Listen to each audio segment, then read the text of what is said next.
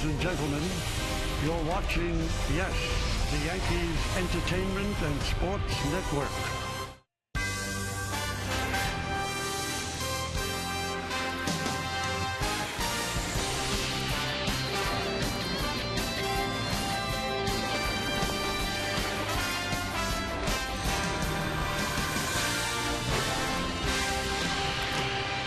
Well, as you can see, there are so many entertainment options here in Southern California, but when the sun starts to go down, you head to the ballpark and root on your favorite player, no matter how weird it looks. Yeah, it's time for baseball, as the Yes Network presents New York Yankees baseball. It's the New York Yankees against the Los Angeles Angels in the rubber game of a 3-game set from Angel Stadium here in Anaheim, California.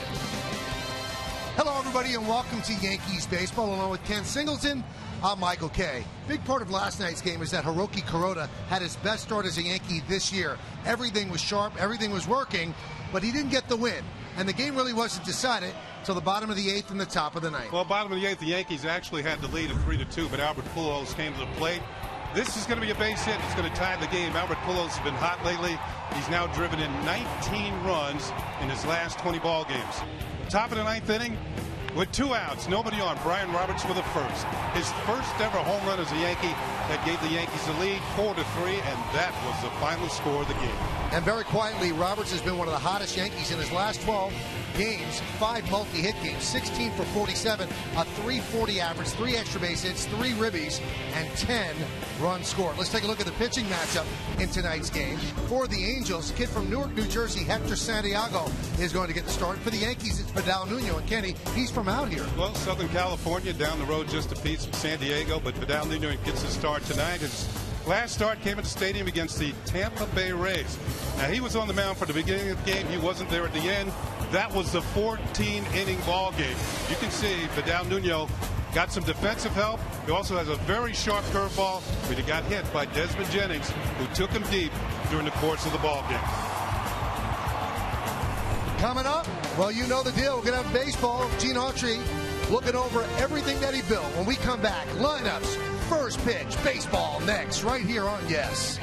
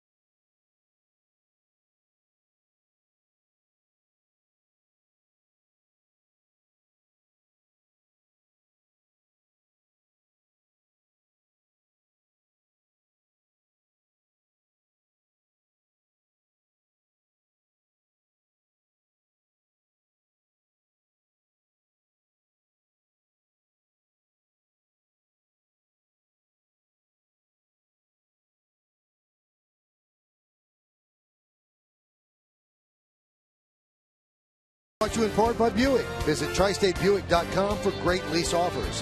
By La Quinta Inns and Suites. Wake up on the bright side at La Quinta Inns and Suites. Book now at lq.com. And by your local Acura dealer. Derek Jeter playing in his final game here at Angel Stadium, unless these two teams hook up in the postseason. And the Angels honored Jeter. We'll show you what they did a little bit later on. Let's look at the game time weather presented by Bigelow Tea. 64 degrees, humidity is 62%, wind 9 miles per hour, and the forecast is clear and cool.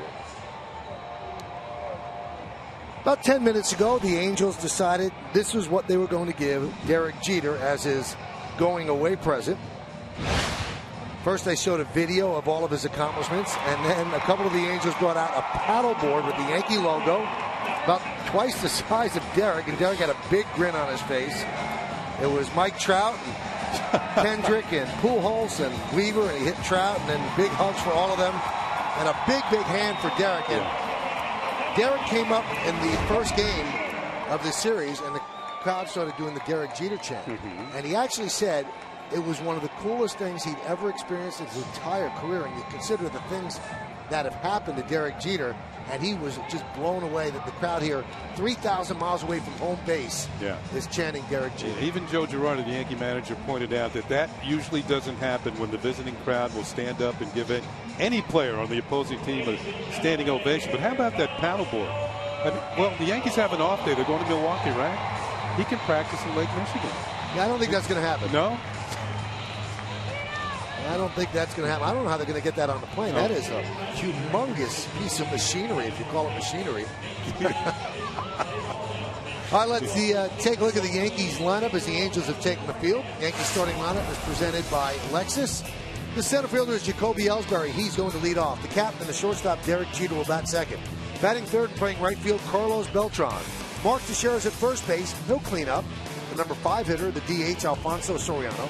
Yangervis Solarte, the third baseman, bats sixth. Batting seventh, playing left field, Brett Gardner. Brian Roberts, the game-winning home run yesterday. He'll be at second base. He'll bat eighth. And batting ninth and catching, John Ryan Murphy. On the mound for the Angels in final game of this series, 26-year-old Hector Santiago, young man from Newark, New Jersey.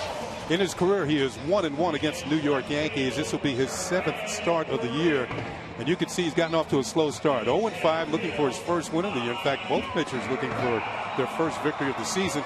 32 hits and 32 in the third innings. You can see 256 of batting average against. Let's check out the pitcher scouting report brought to you by your Tri-Honda dealers. One of the reasons he's 0-5, a lack of run support. The Angels scored just barely over 2 runs per game when he's in there. And a rapid rise. Back in 2011, when he's coming up through the Chicago White Sox system, in a 6-week period, he went from pitching in A-ball to pitching for the Chicago White Sox. And a few years ago in winter ball in Puerto Rico, he developed a screwball. Former Milwaukee Brewer pitcher Angel Miranda taught him how to throw the screwball, so we'll look for that tonight. Angels won the first game. The Yankees won last night. So let's see who wins the series. After this, the Yankees will travel to Milwaukee. Tomorrow is an off day, and then a 3-game set against the Brewers at Miller Park. Jacoby Ellsbury in his first slump as a Yankee. He's 0 for his last 12. He'll dig in. He's ready. Hector Santiago is ready.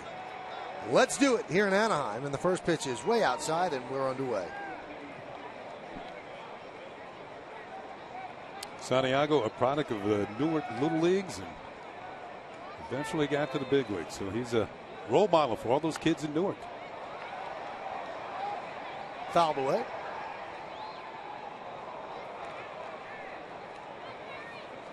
Yankees baseball available in Spanish by hitting the SAP button on your television. SAP is brought to you by Infinity.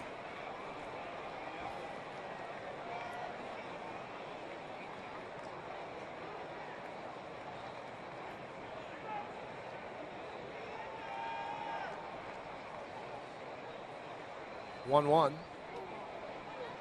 2-1.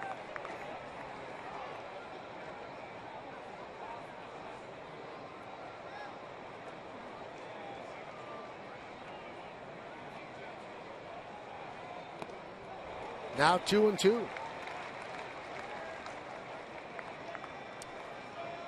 Well, we have 2 young left-handers on the mound tonight, both 26 years old, and they have contrasting styles. You notice that Santiago's always moving around, very animated on the mound.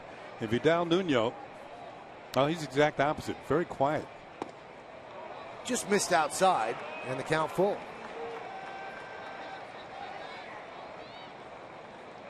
Nuno does not walk around the mound very often.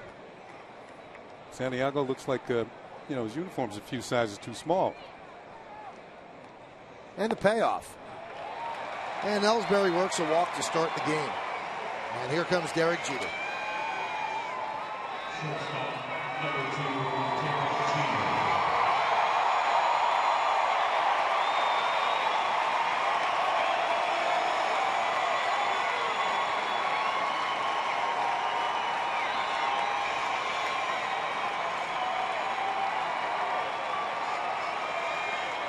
Derek wants to think all the way back to the first game he ever played here. It was May 27th, 1996. He was batting ninth for the Yankees in a game that they won 16-5. Andy Pettit got the win that night. Jeter lost a fly ball to right center.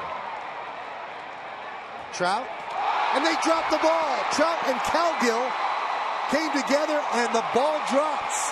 Moving to third is Ellsbury, and it's first and third, nobody out for the Yankees. Miscommunication by the Angels. Anytime the center fielder calls for the ball, it is his ball. And it looked as though Cowgill, well, Trout got his glove on it, and Cowgill runs into him, and the ball comes out. And Ellsbury's going to end up at third base. They were both calling it first, but when a center fielder calls for it, it supersedes the corner outfielders. He's the captain of the outfield. There's the contact, and the Yankees are in business here in the first.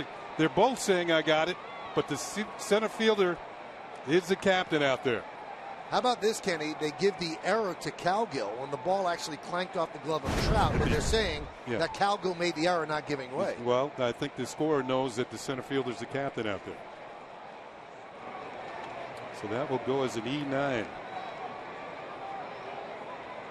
Big opportunity for the New York Yankees. And Beltran takes low. Beltran's been struggling. 3 hits and 29 at bats. Yesterday he had a seeing eye single right up the middle in the 8th inning. Barely got through, but he needed that. We showed this on slow-mo. It was right off the end of the bat, and it just snuck through the infield, just crawled through there. Sometimes those are the type of hits that get you going.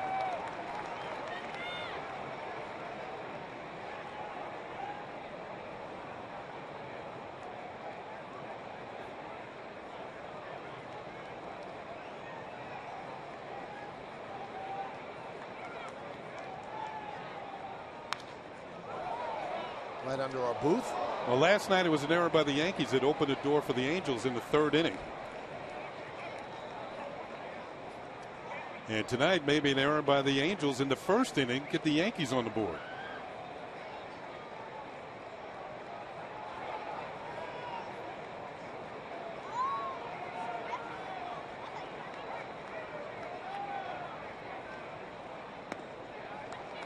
Count 3-1. You know, pitchers are supposed to pick up fielders, but there's no way a play like that does not unnerve a younger pitcher. You think you have an out, you retired Jeter, it's a runner on first and 1 out. Now you look around, and it's first and third and nobody out, and you're in a jam because they couldn't execute a simple play.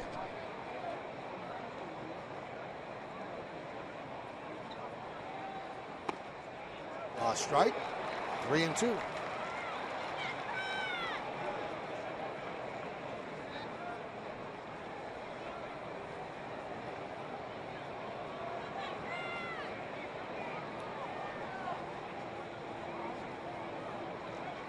Kendrick shades up the middle. A lot of the right side open for Beltran. 3-2. Inside, and bases are loaded. Well, let's check out the defense of the Angels, and it's presented by Geico. Grant Green's at left. We've already seen Trout and Cowgill in the infield. McDonald at third, Ibar at short, Kendrick at second. Pujols is at first. Chris Iannetta behind the plate. Santiago on the mound, where he is visited quickly by the pitching coach, Mike Butcher, who's trying to calm him down. Calm him down. He's gotten off to a slow start this year, 0-5. He hasn't gotten much in the way of run support. Now he's not even getting defensive support in the opening inning here. He's walked 2 batters. He's up there in a situation. This is not the way any pitcher wants to start the game. Bases loaded, nobody out, and the cleanup hitter at the plate, Mark Teixeira, has been swinging a pretty hot bat.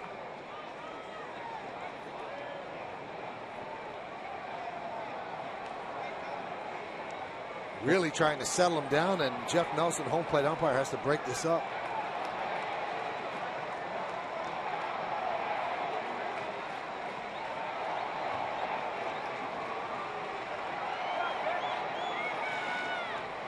Ellsbury's at third. Jeter at second. Beltran is at first. Still nobody out. Just underway here in Anaheim. Here's Mark Teixeira.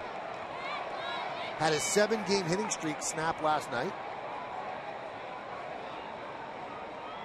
Mark went 0 for 4.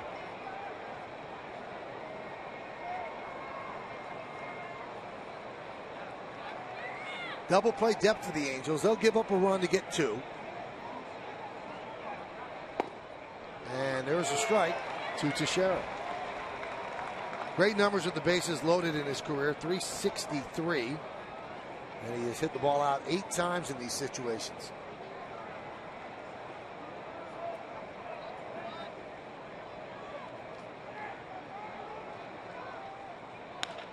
Grounded inside third and down the left field line. Ellsbury scores. Jeter scores.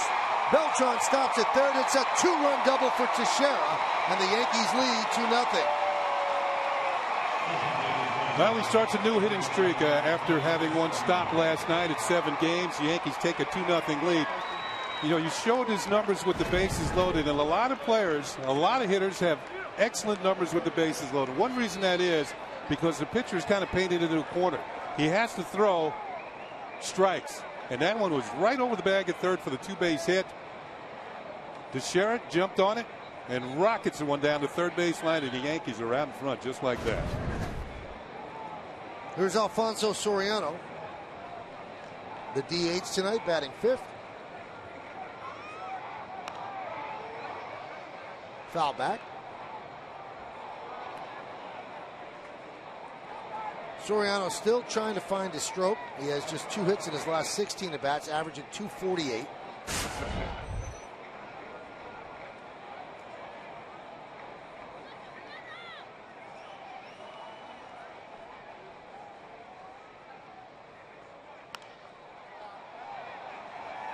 That'll make the seats out of play. Quickly 0-2. Short history, but a good history with Santiago. 4 for 9 with 2 home runs.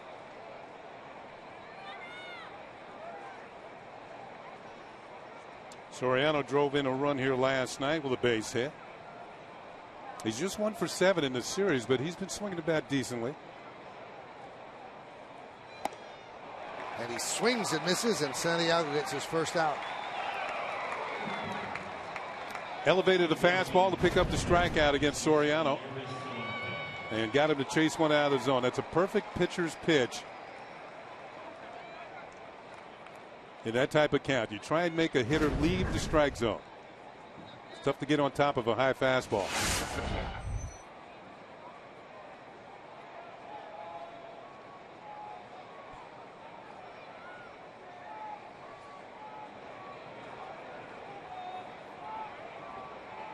Here's Solarte. Infield remains back.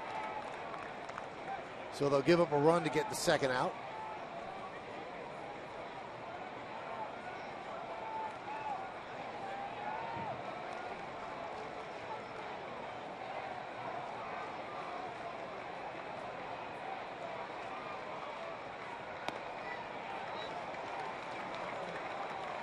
A walk, an E9, a walk, and a double. And the Yankees have 2 runs in and looking for more. Santiago's being careful with the switch hitting Solarte. He's got a base open, got a left-handed hitter on deck. Although it's not the type of hitter you're going to get the hit into a double play with Gardner. High fly ball center field. Tagging is Beltran. Trout settles underneath. He'll make the catch. The throw home is cut off by Pujols. Scoring is Beltran. A sac fly for Solarte, and the Yankees have 3 runs. Good situational hitting by the young third baseman. Drives home Carlos Beltran, and the Yankees are up 3-0.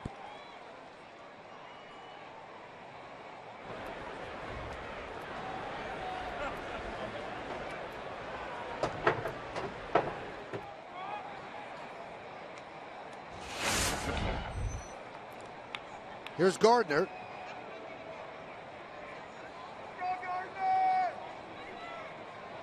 Teixeira's at second.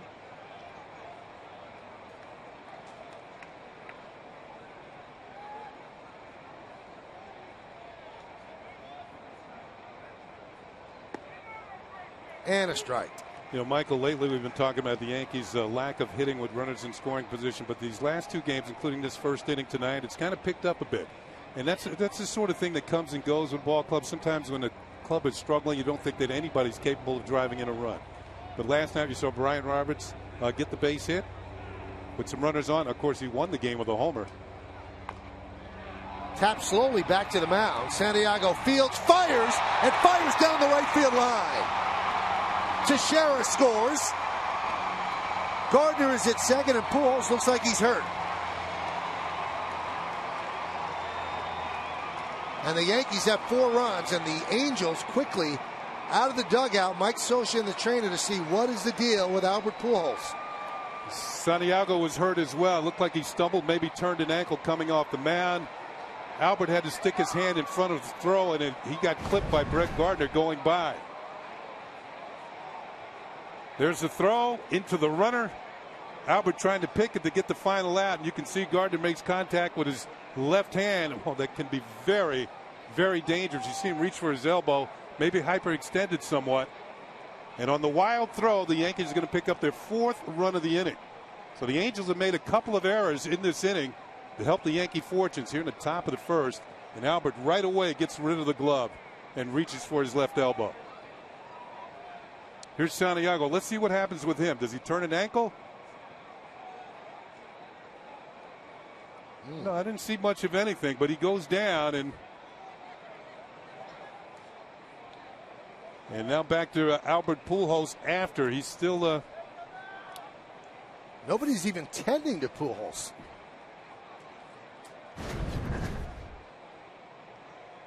Well, they score that a hit, Kenny. There's no RBI, and an error is given to Santiago, allowing to run the score and allowing Gardner to go to second.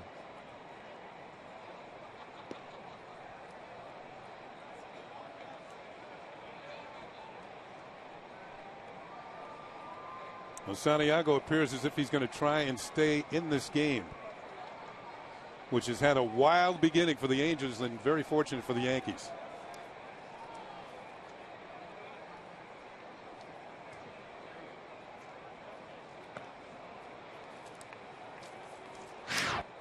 Well, the Angels can ill afford to have Albert Pujols out. That happened to them last year.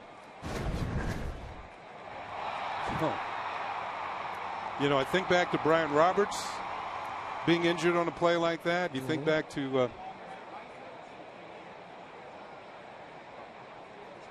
Roberts was playing second base for the Baltimore Orioles. He was over there covering on a bunt play. The throw's going to go to the first. This is at Old Yankee Stadium, and Roberts, well, a lot of ligaments were torn and tendons in his elbow. He eventually had to undergo surgery.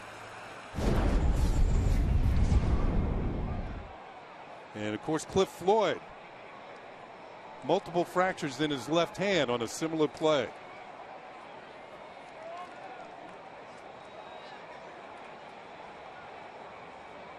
Jeff Nelson talking with Mike Scioscia, the manager of the Angels. And well, Mike's walking off the field now, so it looks like we're going to continue in just a moment.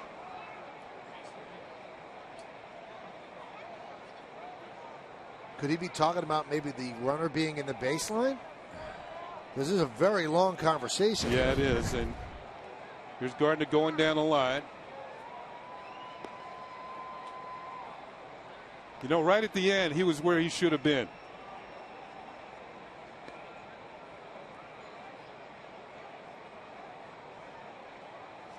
And Jeff Nelson still explaining to Mike Scioscia over near the Angels dugout.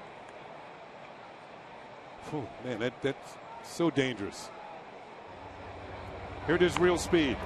Of course, real speed with Gardner meets fast.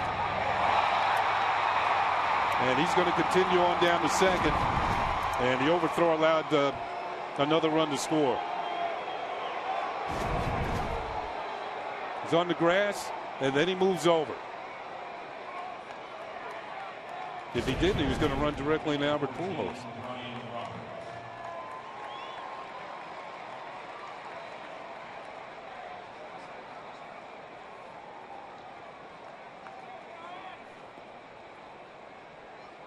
And no one went to check on Pujols. You would assume he's okay then. Oh, look at that forearm. You think it's okay? Doesn't have muscle on his elbow, though. Here's Brian Roberts, runner at second. Count 0-1.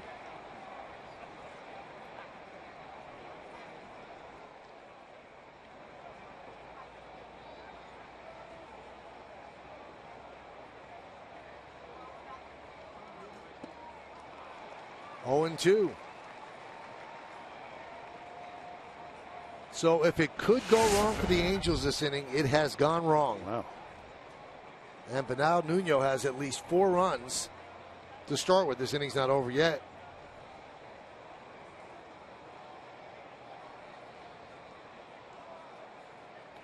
And that one gets past Iannetta. And Gardner will stop at third. What'd you say, Michael?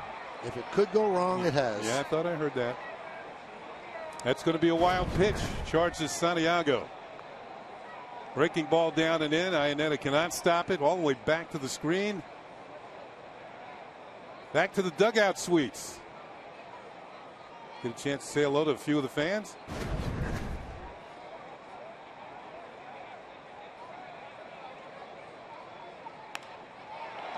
Skied into right field. Coming on, Calvillo dunk in for a base hit. Scoring is Gardner, an RBI single for Roberts, and it's 5-0 Yankees. Well, Roberts in his last 12 games, make it 13. He is 17 for his last 48. And lately he's 8 for 15. And Roberts knows exactly how Albert feels, although even worse. And he's checking on Albert to see if he's okay. So Roberts really heating up with the bat, drives in yet another run. This is unusual for Santiago, Kenny. In his last 8 starts, he's only allowed 1 first-inning run, and it was an unearned run.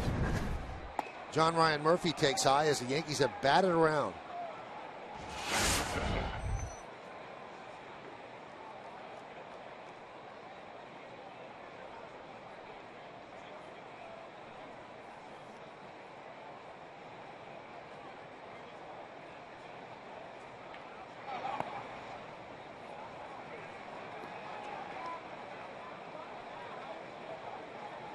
Corey Rasmus has been throwing for the Angels in their bullpen.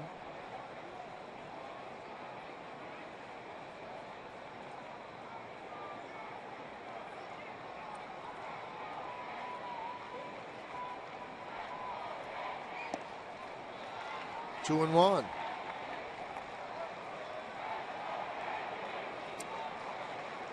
Back on April 26, when the Yankees were beating the Angels at the stadium 4-3.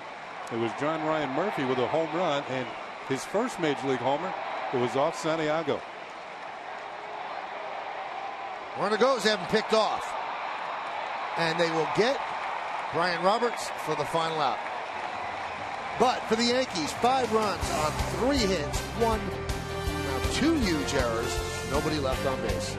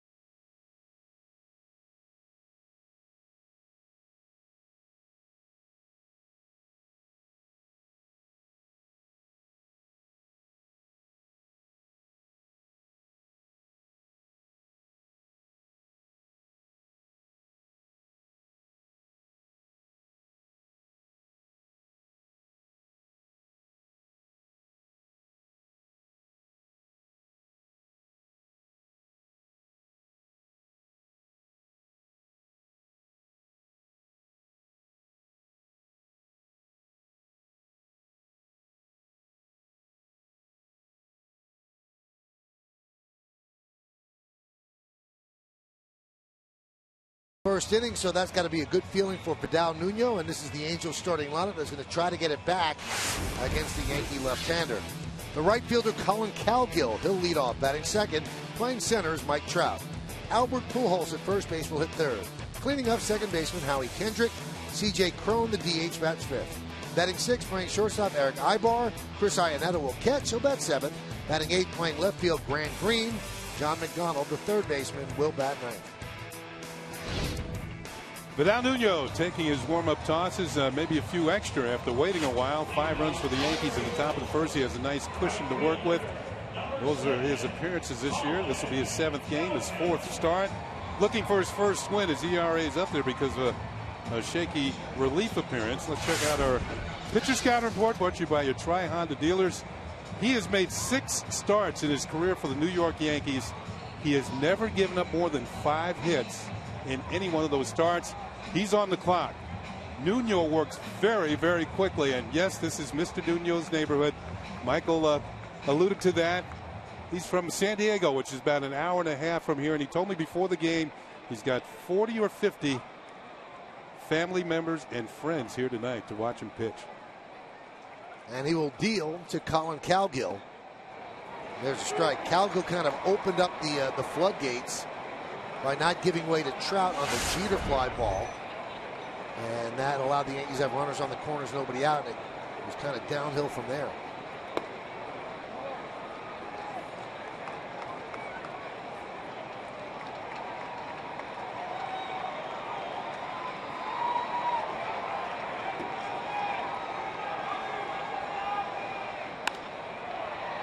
Fly ball, right field.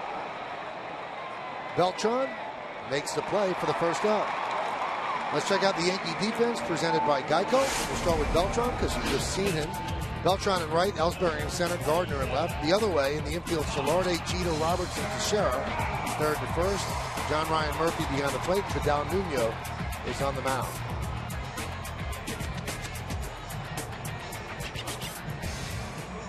Here's Mike Trout.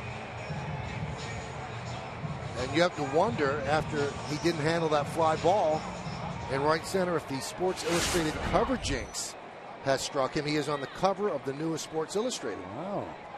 A cover story by Tom Verducci. There it is. I have to pick that up on read it on the flight back home.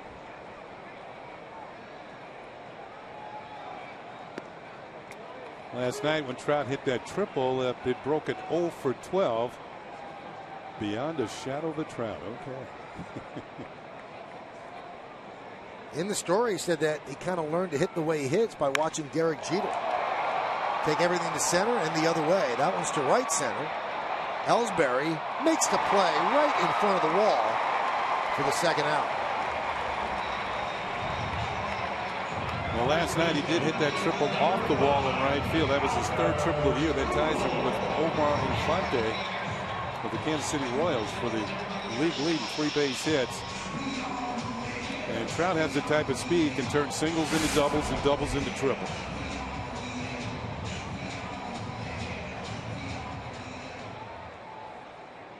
You know, one of the interesting points in that story, Kenny, $144 million contract that he signed. And during the winters, he lives with his mom and dad and sleeps in the room where he grew up. So totally unaffected. Kind of can't believe that the good fortune that's come his way. He said the first year he was like on a cloud when he would come on the field. He said it was like I was suddenly thrust into a video game. You mean seeing all the big leaguers? And he was in the video game. Pujols grounds back to Nuno, and boy, what a difference a half inning makes as Nuno restores order. First, 1-2-3.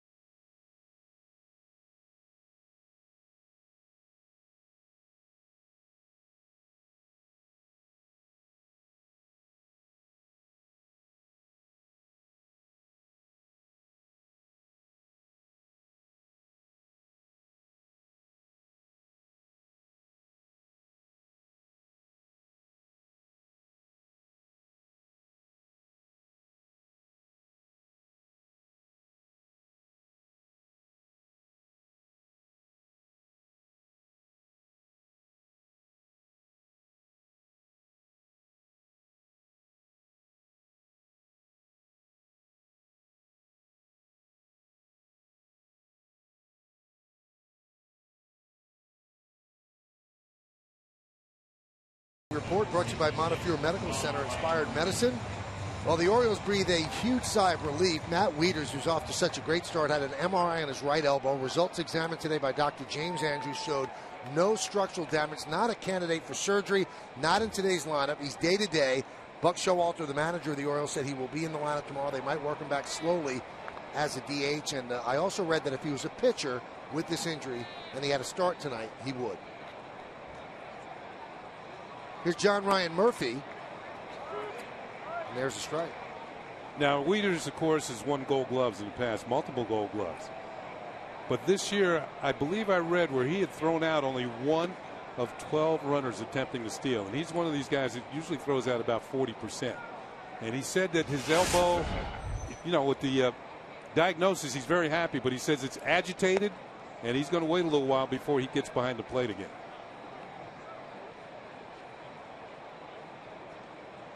He's off to a fantastic. It doesn't bother him hitting, and he's off to a fantastic start from both sides of the plate. Look out!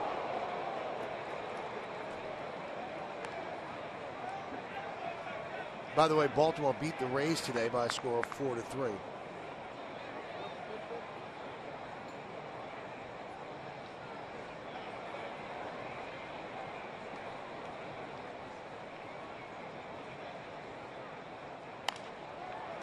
Popped up. Pujols makes the play for the first out. And because of the fact that Wieters will not be able to catch, the Orioles called up, remember Corbin Joseph, Yankee farmhand? Yeah. They called up his brother, Caleb Joseph, now in the big leagues. Yeah, we saw him in spring training. The Orioles came up from Sarasota, played the Yankees in Tampa. And he'll be making his major league debut.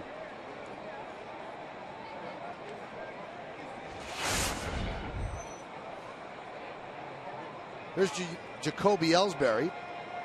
Walked in the first inning to start that 5-run first.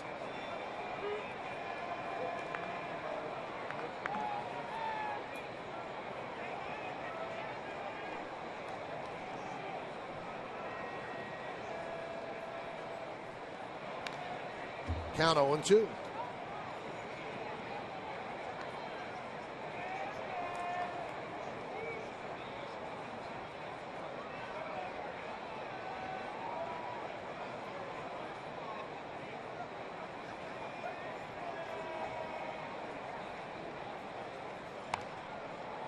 Fouled away into the second deck. You can see how Santiago's delivery would be difficult for left-handed hitters. He kind of slings the ball towards home plate. He's got more of a slurve than a curve. That's a cross between a slider and a curveball. And of course, he has that screwball that he'll use against right-handed hitters.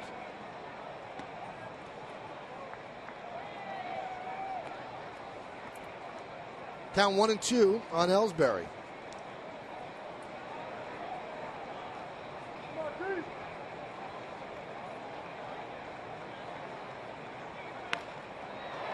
Fly ball, left center, a long run from Trout, and he makes the play for the second out.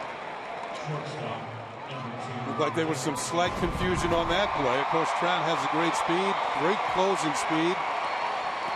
And watch the left fielder Green get down and out of the way as Mike Trout makes the catch.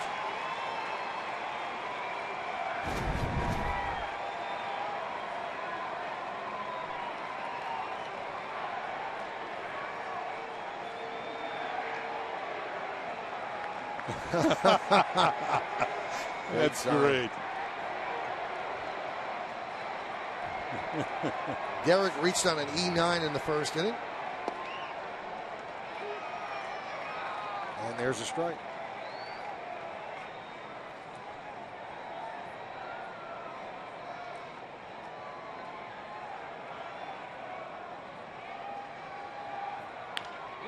That one is driven deep to left field.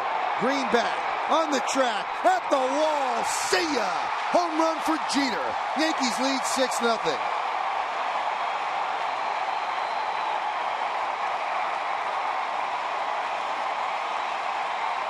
Well, you kind of feel like you're in the West Bronx right now. Yeah, the crowd erupted.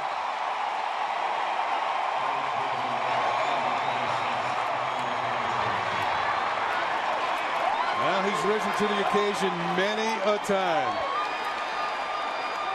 And I guess that's his way of saying thank you to the fans here in Southern California.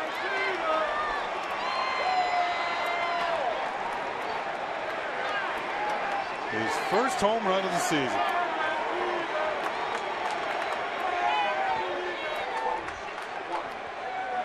Meredith Marakovich joins us. Well, Michael, it was funny. Yesterday, Brian Roberts and Derek Jeter were at the cage prior to the game, and they were joking with each other who's going to be the last one to hit their first home run this season. Now, obviously, it was Brian Roberts' heroics last night that won the game for the Yankees, but he said after the game, I hope I put a little bit of pressure on Jeter. It looks like he did, and it looks like Derek Jeter answered. It's been 161 at-bats between home runs for Derek Jeter. Beltran, fly ball center field. Trout is there, and that will do it. So the captain hits his first home run of the year, and he really hit it well. And with that swing, Yankees lead 6-0.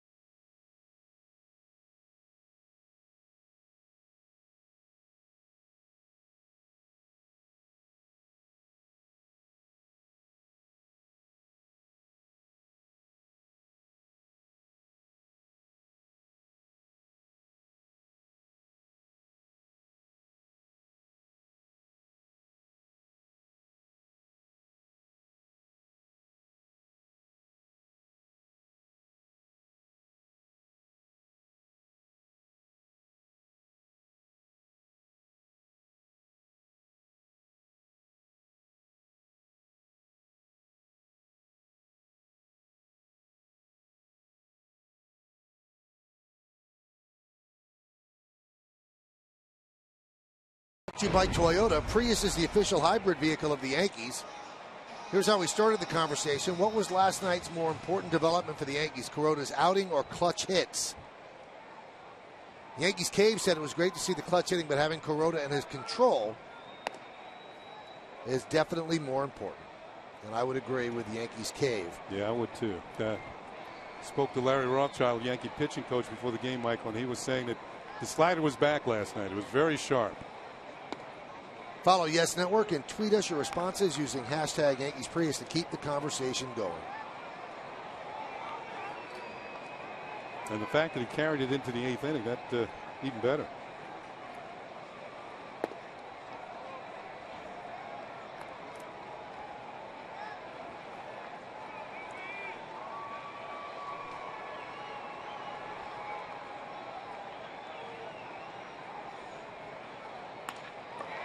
There's a base hit to left field off the bat of Howie Kendrick. Well, we had a rarity here last night. The Yankees tacked an 0 for 4 on Howie Kendrick. That doesn't happen very often.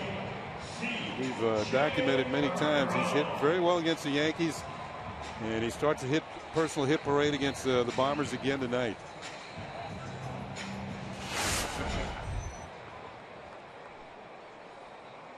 Here's C.J. Cron.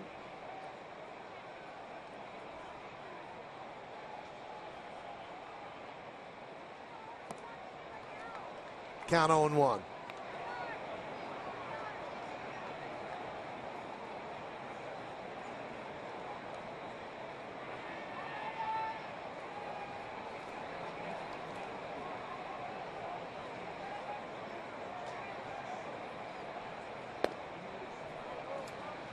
And with the Angels down by a score 6-0, they're not going to think about the stolen base very often here. Probably not at all until the game gets a little closer, if they can move up on the Yankees on the scoreboard. But Vidal Nuño, very difficult to steal against. That one is looped into center field. It is a base hit. Kendrick will go to third. Ellsbury flips it into second. And C.J. Cron with a single. First and third, nobody out for L.A. This is kind of off the end of the bat. The base hit by Cron. And look at that ball slice from left to right. It drops in front of Ellsbury. Yep, right off the end of the bat. Saw that bat vibrate.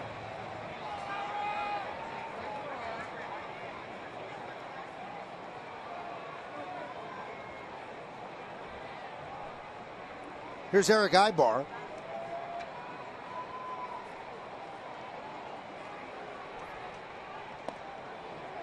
Count 1-0.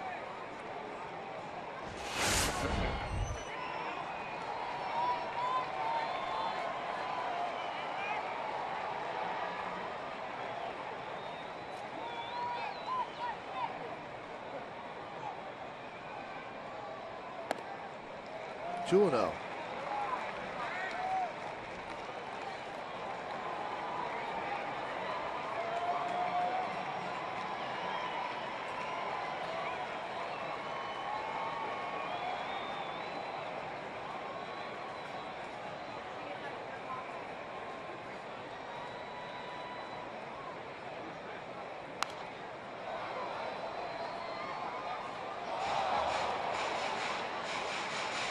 The only time that Nuño really slows down is when he's working from the stretch. Men on base, trying to collect his thoughts, make the proper pitch to the proper location.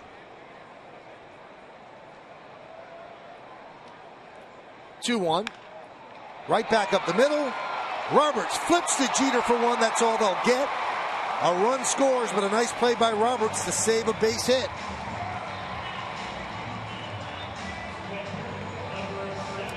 Ibar will get a run batted in as Kendrick scores, but an excellent play at second base. Brian Roberts showing off his range.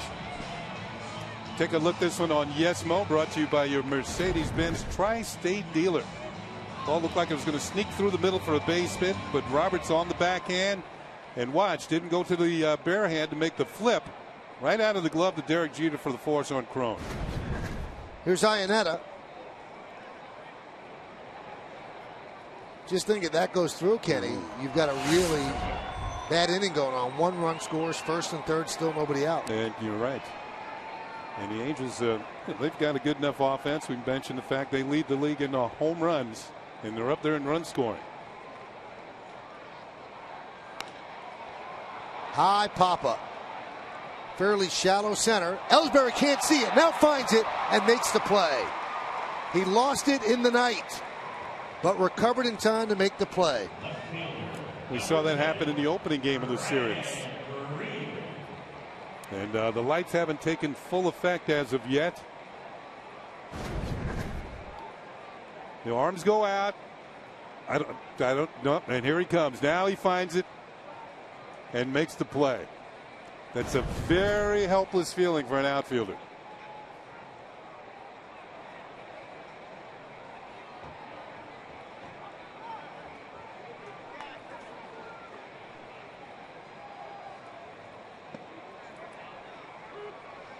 And there's a strike to Grant Green.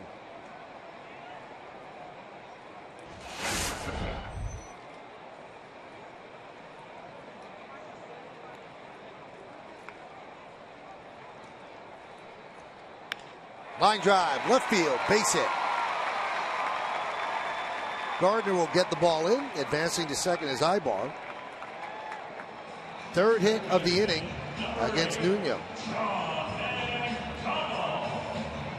Now going back to that fly ball that was caught by Ellsbury, and to give you an example, as an outfielder, you feel like everybody else in the ballpark can see the ball but you. And it's the corner outfielders don't have enough time usually to get over there and make a play.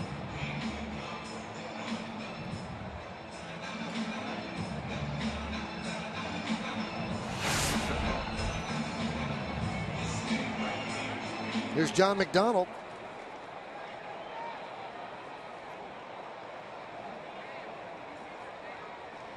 First and second, 2 outs. Pitch up and away.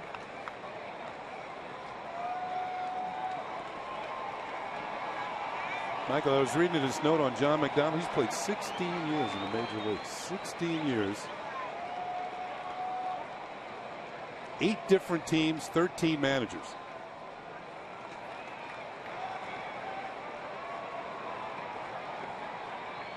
And then in contrast, his teammate Howie Kendrick has only played for one manager his entire career, and that's Mike Scioscia. 956 games. And Scioscia knows what that feels like. All of his games with the Dodgers under one manager, Tommy Lasorda. Hall of Fame manager. And there's only one other player in Major League Baseball, as Larry Rothschild wants to settle things down, as McDonald's worked to count to 3-0. Only one player active in Major League Baseball has played for one manager more games than Kendrick has played for Scioscia. And that's Joe Mauer. 1,207 games for the Twins, all under Ron Gardenhire. Now, you mentioned the Scioscia note that he played his whole career under Tommy Lasorda. Yep. And his number of games is the most that one player has ever played in his career for one manager. So I bet he's got some Tommyisms.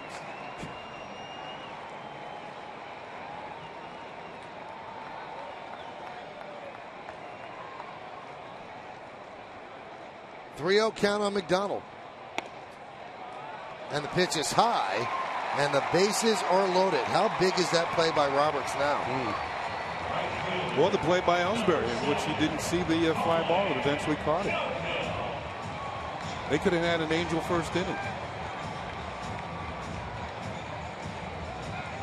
And that angel first inning was started with an error by this gentleman who steps in, who could atone for that with a big hit here. Colin Cowgill, who bumped into Mike Trout as Trout was settling underneath the fly ball hit by Jeter.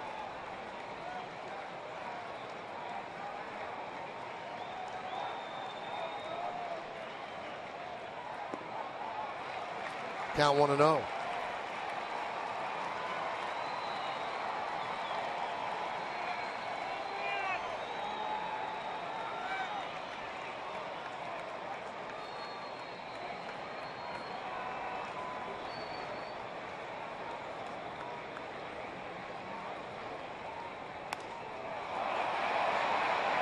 Popped up, long run for Teixeira, and he makes the play to end the inning. And hits into the fence in front of the Yankee dugout. Angels get 1 run. They leave the bases loaded. Interesting game. It's 6-1 Yanks.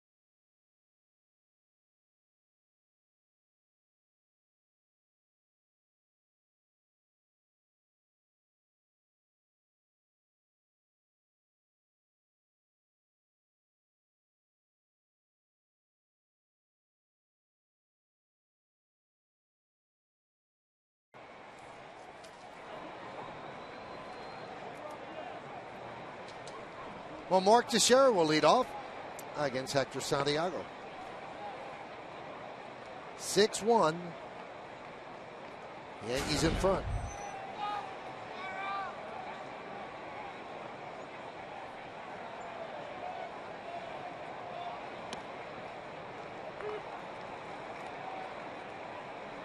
So when the Angels are in town, you see the Audi A3 scoreboard, 6-1 Yankees up.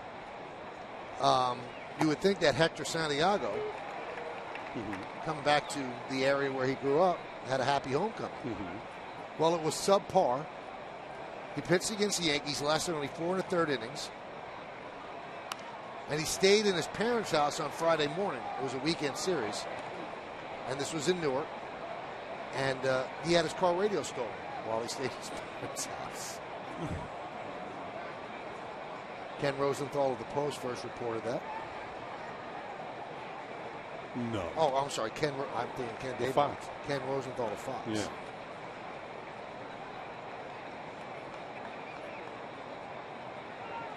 Does that ever happen to you? I've had cars stolen. Yeah, I have too. Yeah. It's not a good feeling. No, you walk out. You got the key in your hand. Right. And I know it. Put it there. It's not there anymore. No. I'm not going to say what. I had a vet stolen years ago. Really? Yeah. A guy who took care of your dog? Mark Teixeira walks.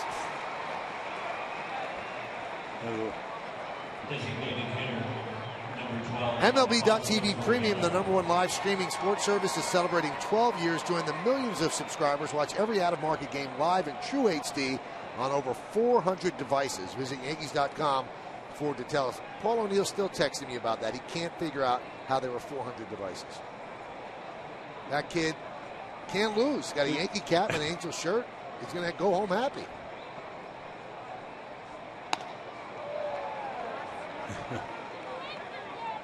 Like I said, you walk out with the key and you start to doubt yourself. Did I even drive the car here? Is this where I parked it?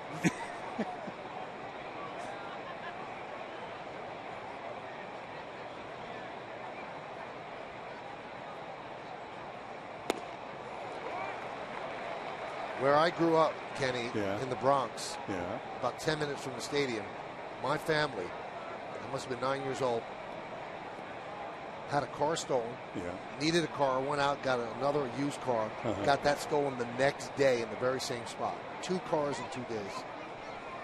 You sure it wasn't a no parking zone or something? No, I'm positive.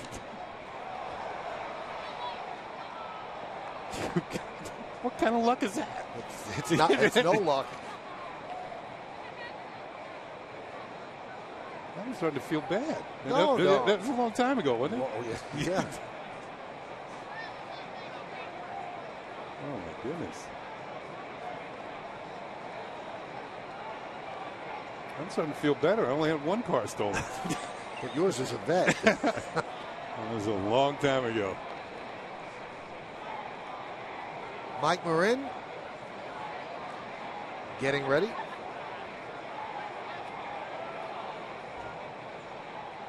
And I give Santiago credit about that because he actually admired how the thief did it. Said the guy was good, didn't break anything.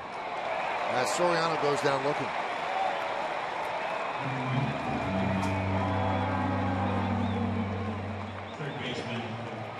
Two strikeouts for Santiago. Both times it was Alfonso Soriano. One swinging and now caught looking here in the third.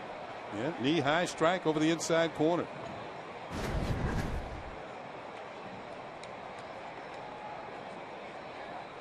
Here's Solarde.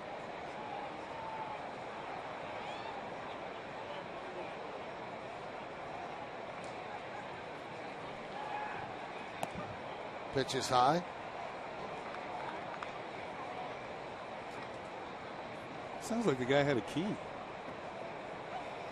He didn't break anything to get into the car and take the radio. In fact, he also stole his father's car's radio. So the same day, both cars were broken into, both radios were gone. Right up the middle, and Santiago's not having that much of a better night tonight.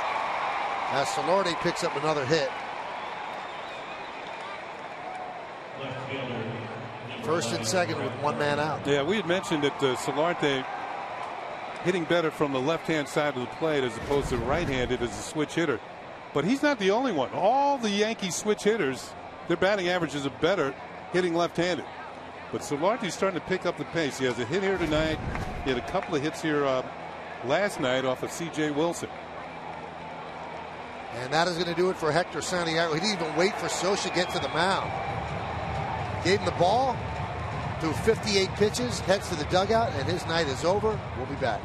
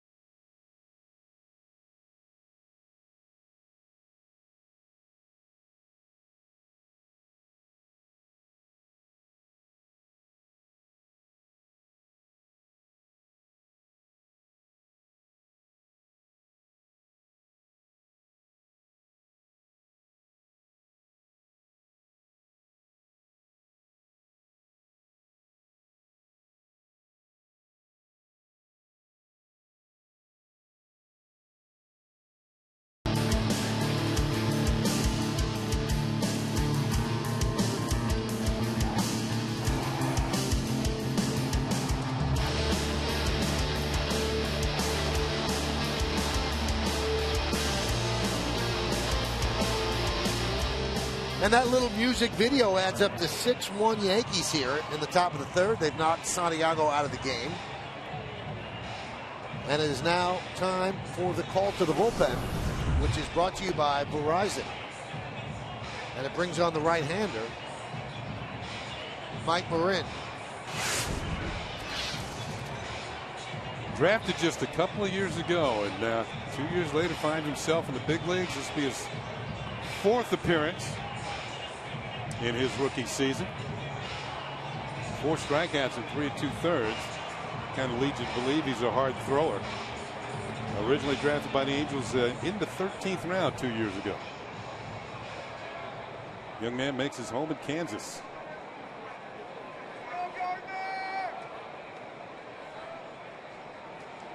Santiago probably did not curry any favor with Sosa charging up the mound. You have to wait till the manager gets there, even if you're upset at the way you pitched. Yeah, he's starts off. You're supposed to wait till the manager gets there, as Michael said, and hand him the baseball.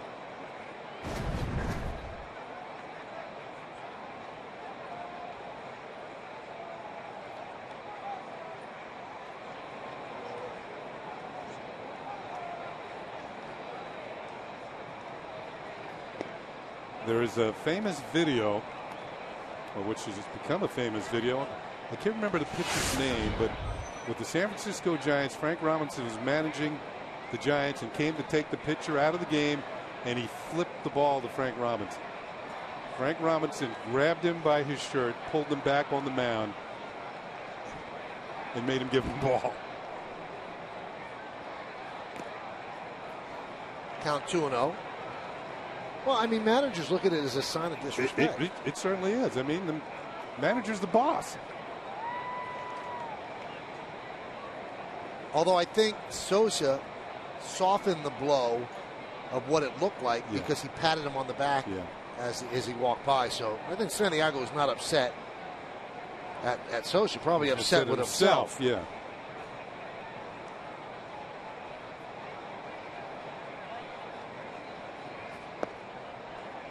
Count 3-0.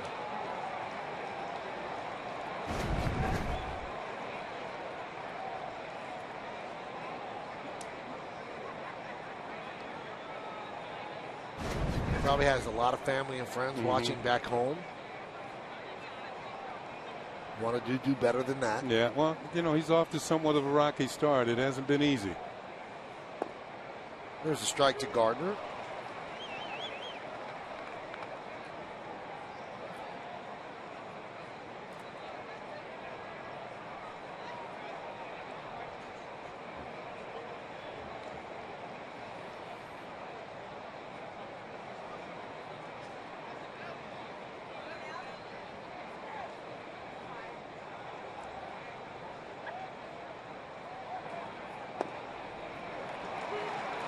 Two.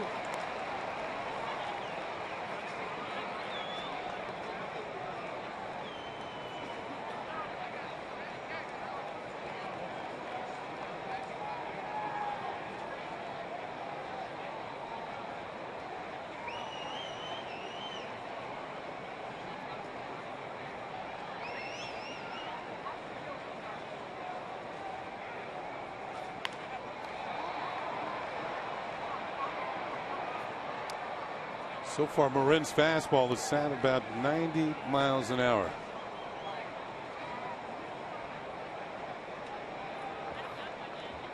Consistently in that range.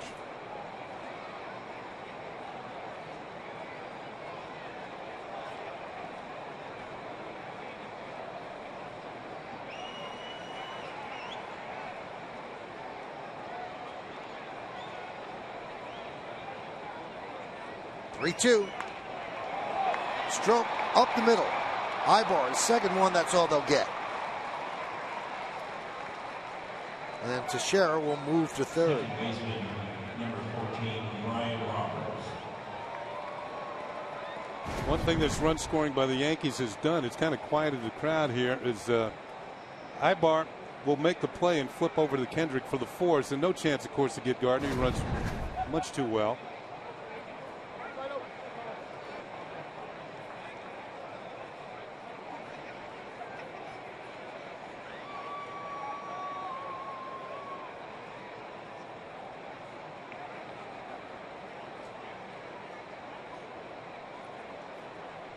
Brian Roberts. Count 1-0. Yeah, for the most part this year, Brian Roberts has batted in the lower third of the Yankee lineup. Joe Girardi has had him 7th, 8th, or 9th. And with him starting to swing the bat a little bit better, of course he has speed. He's got 4 steals without being caught. It makes the Yankee lineup more circular. Now you can start to have things happen from the bottom of the lineup. Tapped softly to short. Across the diamond to get Roberts. So Morin comes in and does a good job. No runs a hit, no errors, and 2 men left on base. We go to the bottom of the third, 6-1 Yanks.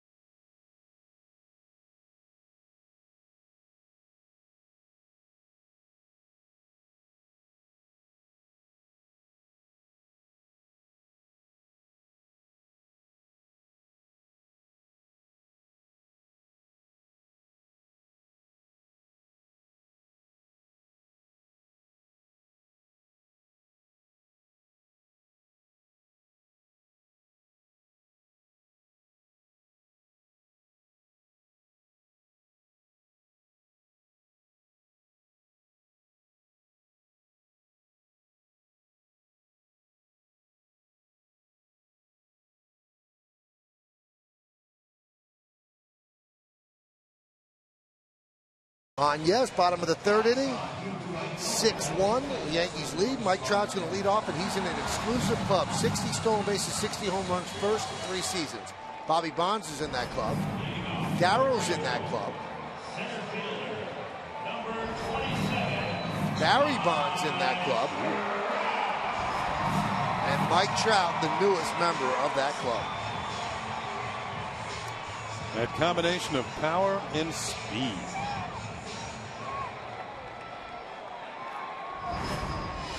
And here is Mike Trout.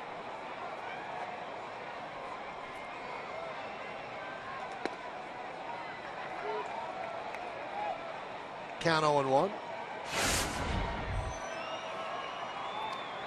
Mike Trout is one of those guys who really appreciates how far he's come. Before he signed the contract extension, you see the Audi A3 scoreboard, 6-1 Yankees lead. He took a deep breath and kind of moved back from the contract just to look at the numbers and take it all in, that this is actually happening to him. A kid from Millville, New Jersey.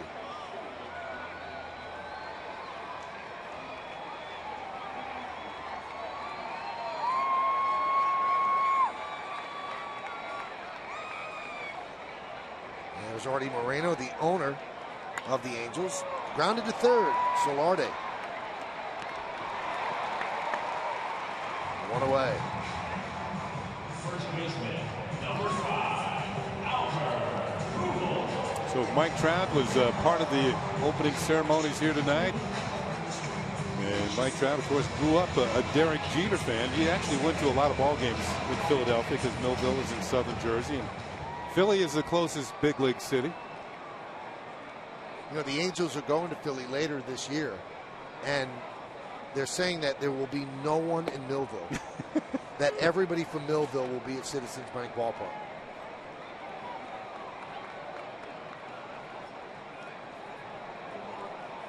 The 0-1 to Pujols. 0-2. I've driven through Millville. It's not the biggest of towns, but I can understand that. Mike probably knows everybody in town. Probably does. Swing and a miss. Breaking ball down in the dirt. Pujols swings over the top. 2 away. Yeah, this is shaping up for Nuno to be a bounce-back inning. Had a 1-2-3 first, struggled somewhat in the second, and now if he can get Howie Kendrick out, he'll have a 1-2-3 third inning. And that will help him keep his pitch count down.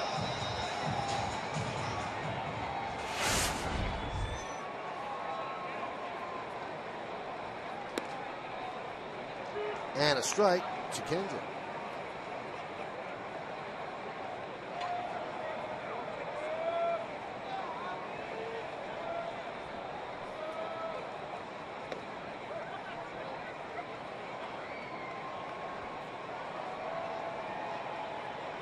The hitters slow Nuno down. He's ready to pitch. The hitters have got to get set. Now he's ready.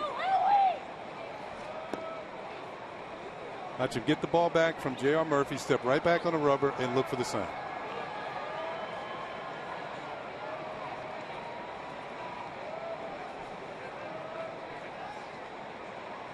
The 2-1. Grounded to third. Solarde to the glove side. And a 1-2-3 bounce back inning for Vidal Nuno as he retires the Angels in order. And we go to the 4th inning. It's 6-1 Bombers.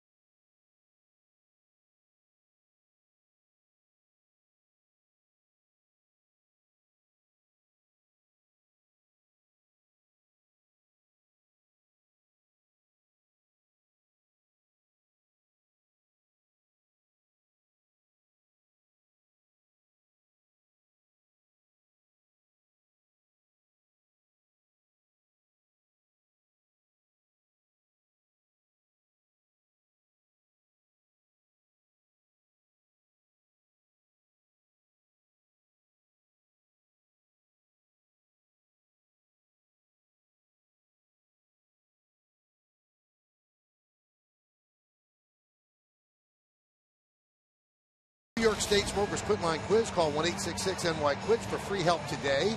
Here's the question. Brian Roberts and Albert Pujols are 2 of 5 players in Major League history did at least 50 doubles in 3 separate seasons. Kenny, who are the other 3 players? I know at least one of them, and I think I know 2 of them. So the Angels gave that paddleboard to Derek Jeter, and now it's out there on display in the rock pile, and people are taking pictures with it. How's Derek ever going to get that back?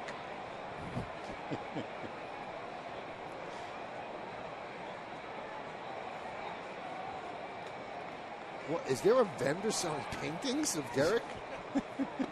I've never seen that. It's like Times Square. Get your paintings here.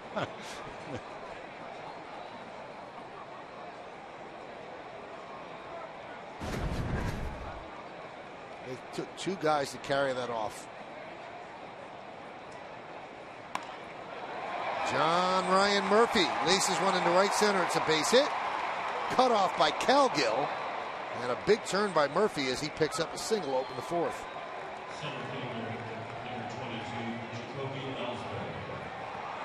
And there it is. Yeah. What do you think that goes for? $20? 50?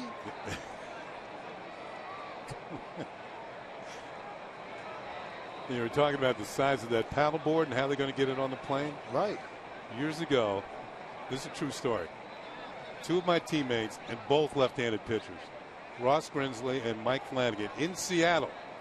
They went to this establishment, and they had this big stuffed moose out in front of them. And they bought it. And they couldn't get it on the plane to get it back to Baltimore. They were trying to get this thing. I don't know which one of them wanted it. Weaver must have been thrilled. Oh, well, you know. Lincoln scoreboard 6-1 Yanks. So they never got it on the plane? No, they I don't know where they left it. Downtown Seattle somewhere?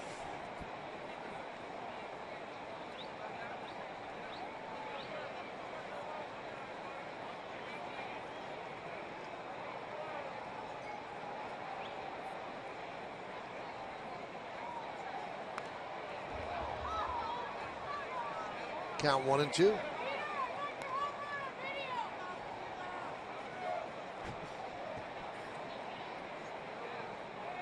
That looks just like Weaver. He must hang out with the Ichiro lookalike guys. They've got a little imaginary team out in the right field bleachers. Oh, my goodness. The 1-2. 2-2.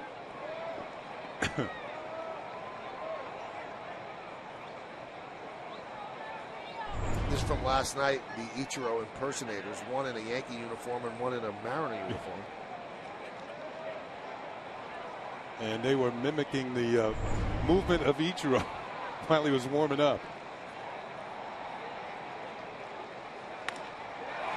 Laced into left field, a base hit for Ellsbury. Breaks an 0 for 13 slide for him. J.R. Murphy goes to third, and moving to second is Ellsbury. J.R. Murphy showing off his speed going first to third. But the left fielder, Grant Green, made a mistake. Should have thrown that ball to second. It wasn't going to be a double until he threw it to third. That's when Ellsbury headed for second. They're going to give him a double. Well, they could have said he had gone to third on the throw, but so that's going to bring up Jeter. Last time up, Jeter with his first home run of the season. And before Derek hit that homer, he was the only one in the starting lineup that didn't have one.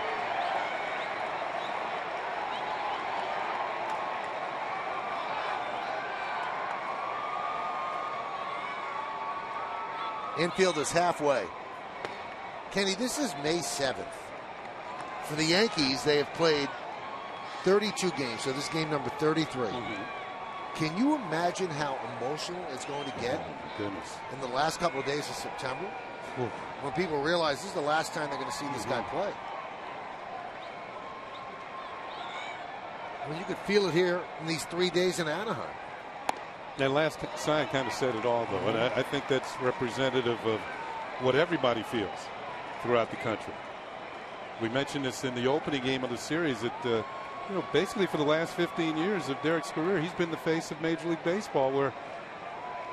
And that's why people stand online to take a picture with a paddleboard that's been given to you.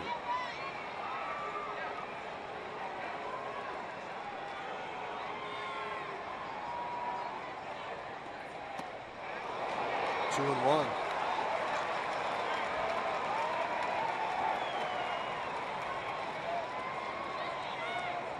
Now this month you'll see a lot of these goodbyes for Derek. Milwaukee coming up.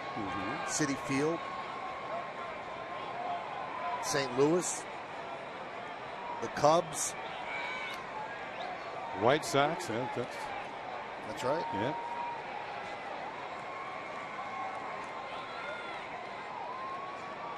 Two 1.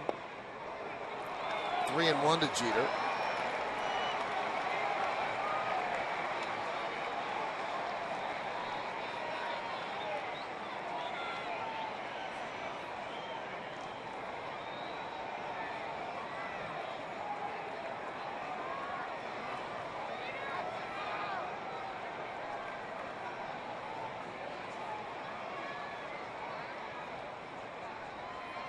And the righty deals.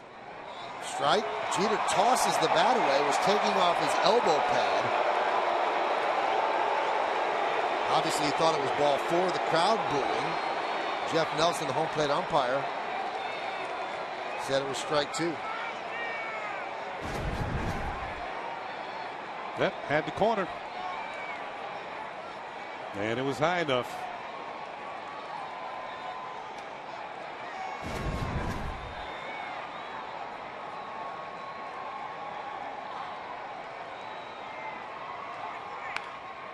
Grounded and grabbed there by Ibar, bobbles, and no play. And they give Jeter a hit. So that's going to load the bases with nobody out. We mentioned the fact that Derek Jeter's first game was May 27th, 1996 here at Angel Stadium. And when Derek played his first game, somebody's going to have to become the face of baseball. Mike Trout was in preschool in Millville, New Jersey. He was 4 years old. So if he's next, he's on the cover of Sports Illustrated this week. That would kind of lead you to believe that he's a candidate to be the next. Infield comes all the way in for Carlos Beltran. Bases loaded for the Yankees, nobody out. Top of the 4th, they lead 6-1. Beltran's walked and scored, fly ball to center.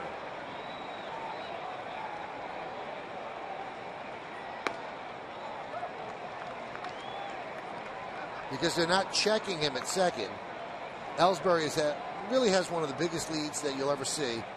He's lining up right behind Ibar once the pitch is about to be delivered. There he goes. More.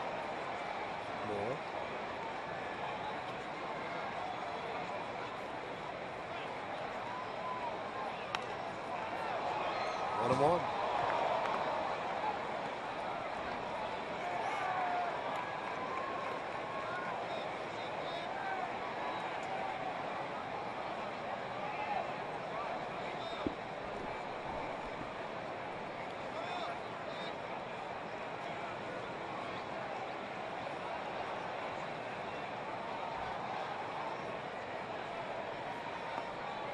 Count 2-1 to Beltran.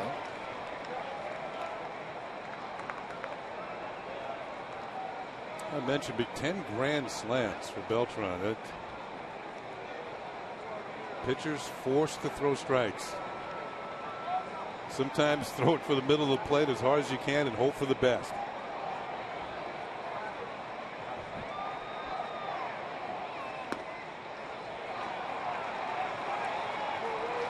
And Marin's really working himself into a bigger jam.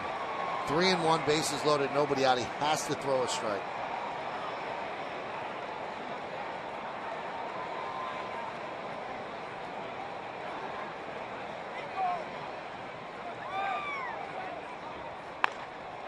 Hit sharply, grabbed there by Pujols. He comes home to get one.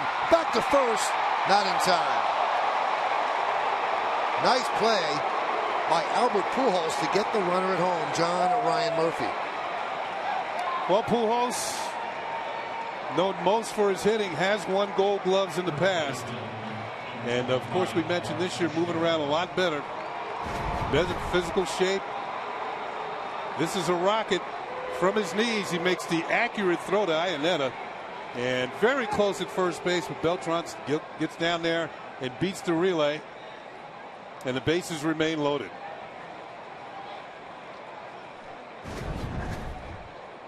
There's another guy with great numbers with the bases loaded, Mark Teixeira. He had a 2-run double in this situation in the first inning, but there was nobody out then. Now there's one out. And he was batting from the right side, now from the left against the righty.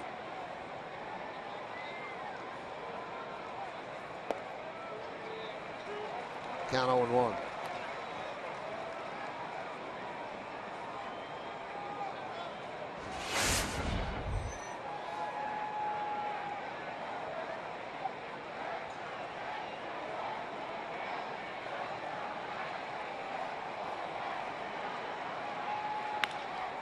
Grounded to first. Pujols comes home again, gets the force on to first. It's a double play. And the Angels get out of it without allowing a run. Pujols flashing the leather. And right here starting at 3, 2, 3. Double play to end the inning.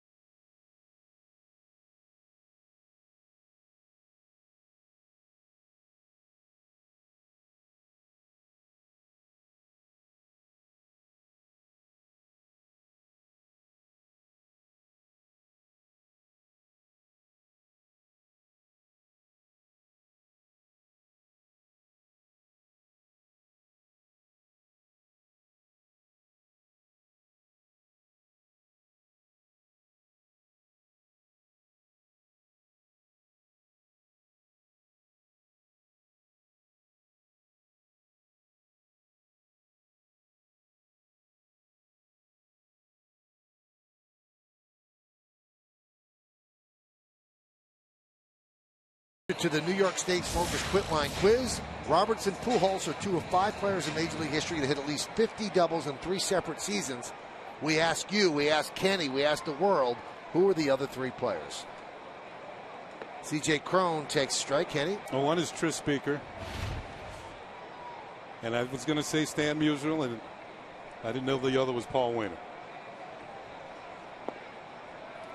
Now, Paul, I always ask, was he Little Poison or Big Poison? Paul and Lloyd Wainer. I think Lloyd was Little Poison. Yeah, I think you're right. Tris Speaker, by the way, is the all-time doubles leader.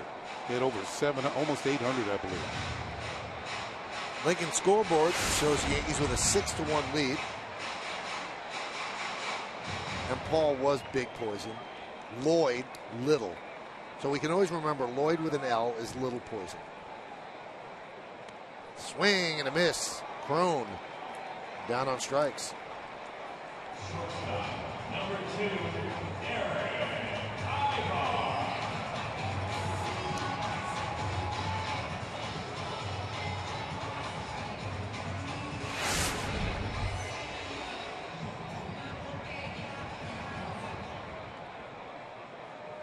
Hector Santiago started for the Angels. His defense certainly victimized him in the first inning, and it was hard to get out from under that. As Ibar pops this one up to Solarte for the second out. And I just wanted to say this. I know he has a lot of family and friends watching back in Newark. This guy is one of the shining lights of the Angels organization. They hand out a list of charitable things that you could do to each player, and there's a checkbox next to each list, item on the list. And he handed his list back to the Angels front office, and every box was checked. Yeah. If there's something to be done in the community, he does it. So, you know, the guy got hit hard today, and his defense didn't help. Yeah. But that doesn't take away what he is and the type of person he is. So that has to make his family and friends watching back in Newark feel a little bit better. Obviously, they wanted him to win. Pitch outside. For instance, last year he read about the Oklahoma tornadoes, wiped out thousands of homes, killed people.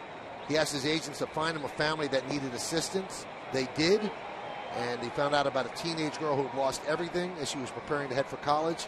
And because of Santiago, she was able to stay the course. So don't always judge somebody by how they did that day. There's a person that does good things behind that ball player that you see.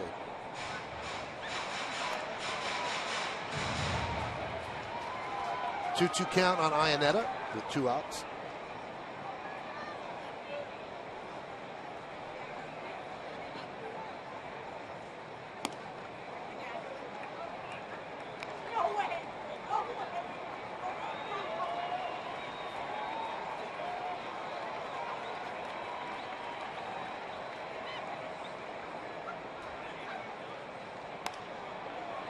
High pop-up.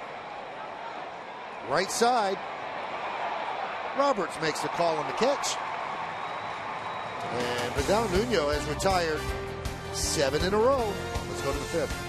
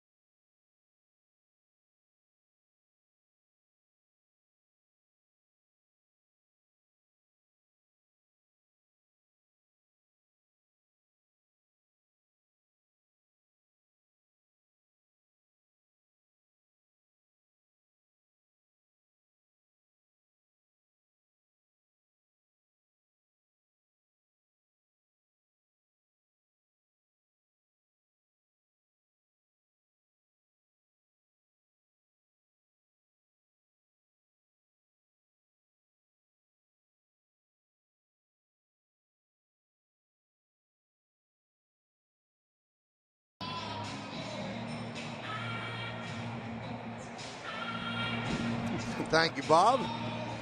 And it has been a love fest of Derek Jeter all 3 days. We've seen signs like this each of the 3 games in Anaheim. And the third pitcher used by Mike Scioscia, Kevin Jepsen, takes over here in the 5th. 15th appearance on the season, and he's trying to work that ERA back to a manageable situation. 6.35. Sometimes it can be difficult for relievers. They don't pile up the innings.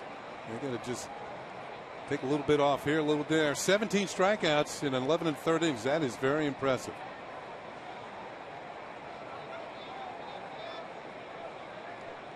There's Soriano, has struck out twice. 6-1 Yanks. Popped up. Shallow right. Cowgill makes the play. One away. Hey, fans, you can now tweet at Yes Network your best fan photo using hashtag YesFanPhoto for a chance to have it shown during the game. Brought to you by AT&T.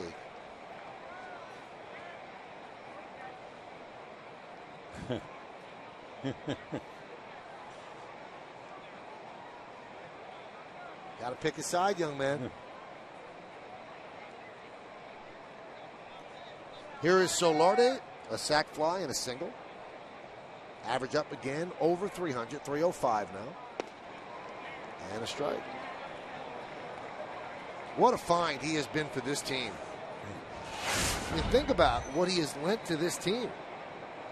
He's played third base. He's driven in 15. He scored 9. Not a Gold Glover at third, but he makes the plays. A non-roster invitee to spring training, and he just hit his way onto the team. You saw the last 3 numbers in that graphic about what he's done so far this season. The .393 on-base percentage. And that's somebody who's usually just below the middle of the lineup.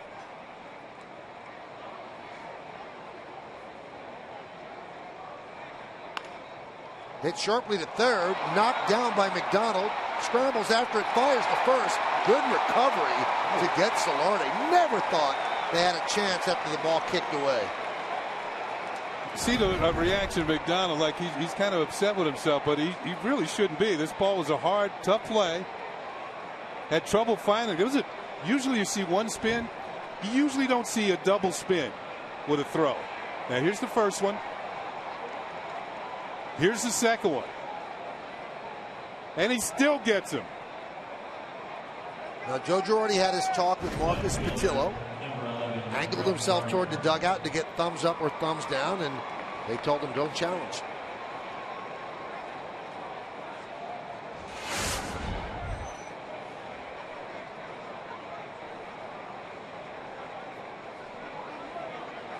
Here's Brett Gardner. Single back to the pitcher and scored in the first. Reached on a fielder's choice in the third. Jepson deals outside. I was just thinking about that play by McDonald, and it proves that old adage, Michael. What's that? Well, one good turn deserves another. Nice. Yeah.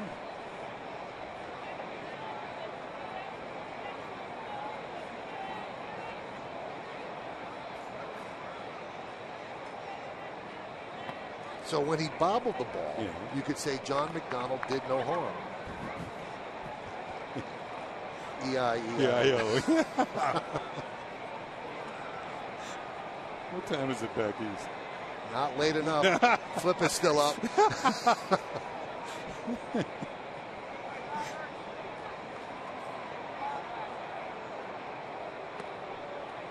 Count 3-0. Do you change your watch when you come out? Never. Here? I don't either. And you know why I don't? Because we're working on East Coast time. Exactly, and I want to know how late it is, so I won't call home too late and wake everybody up. You understand what I mean? I get it. Yeah.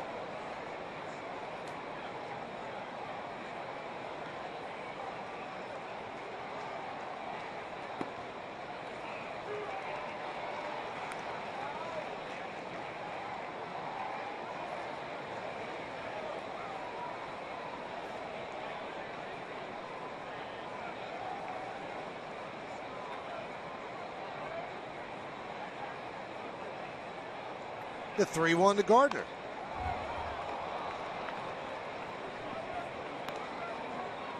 Three and two.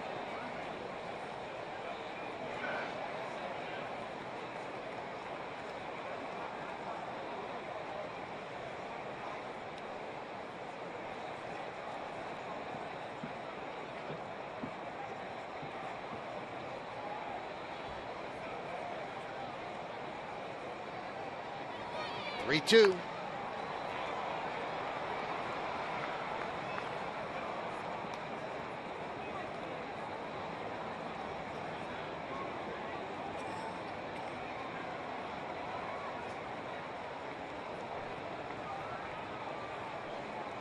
Six-one Yankees were in the top of the fifth.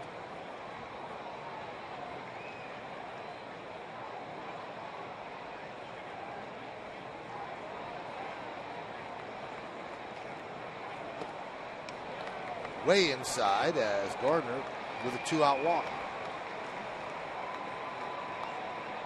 Second baseman, number 14, Brian Roberts.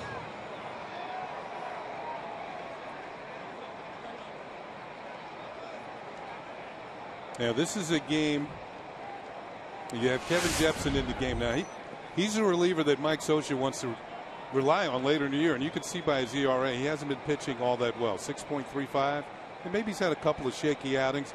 But this is one of those games where the Yankees have the lead. That Jepsen can actually work on some things, kind of get himself under control, and then as Michael says, pitch higher leverage innings down the road.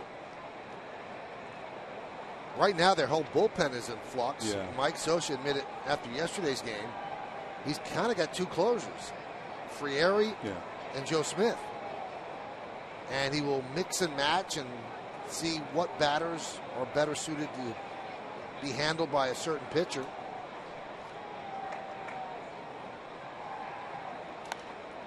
In fact, the first night, Frieri closed a 4-1 Angels win because Joe Smith was throwing up in the bullpen.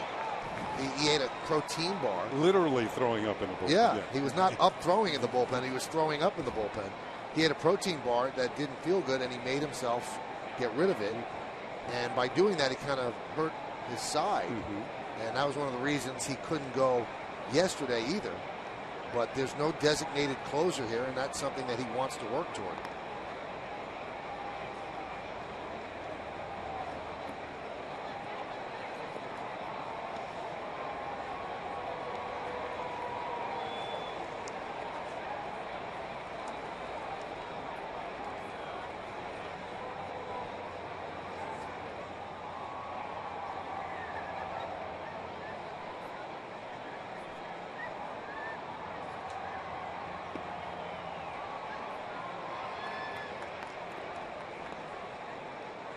When Roberts hit the home run yesterday, Jeter revealed after the game he did not see it live. He was in the bathroom and he heard the crowd cheer and groan and then ran out and saw him circling the base. He never saw the home run go over the wall. You know, it's ironic. Both these guys, they become good friends. You know, of course, they knew each other all these years. Yeah, they played the WBC, and all the years that the Yankees and Orioles have played against each other in the division. But now they're teammates, and your second baseman, shortstop have become like a team within the middle of the infield. And these two guys kid each other on a daily basis. And it's kind of ironic. They were, what, Derek said who's going to be last to hit a home run? Right. And Roberts hits his last night, and Derek hits his first home run of the year tonight. Back-to-back games.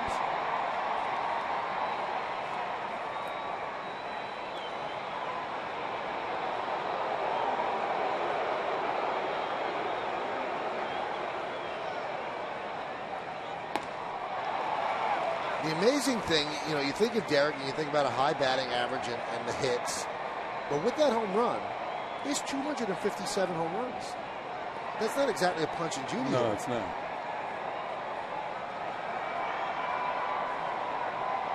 And that doesn't even include all the postseason orders. The Mr. November shot. 2 balls, 2 strikes, 2 outs, top of the 5th.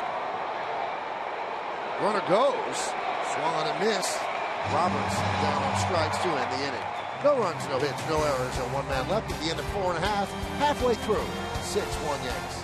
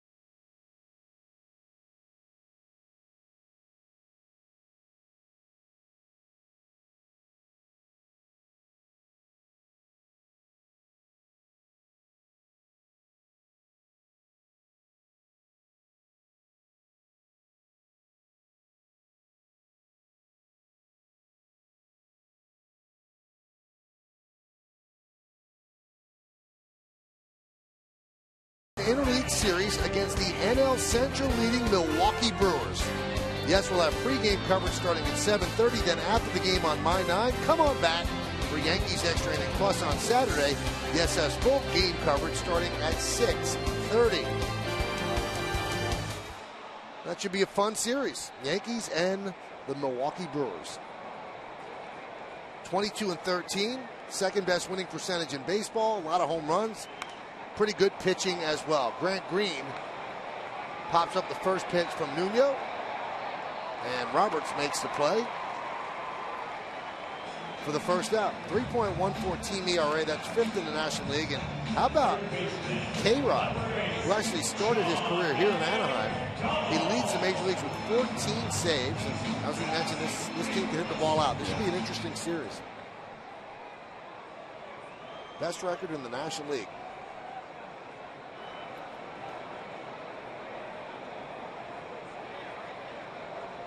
Here's John McDonald.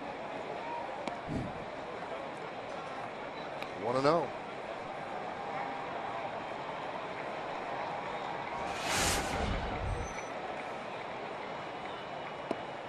And a strike from Nuno.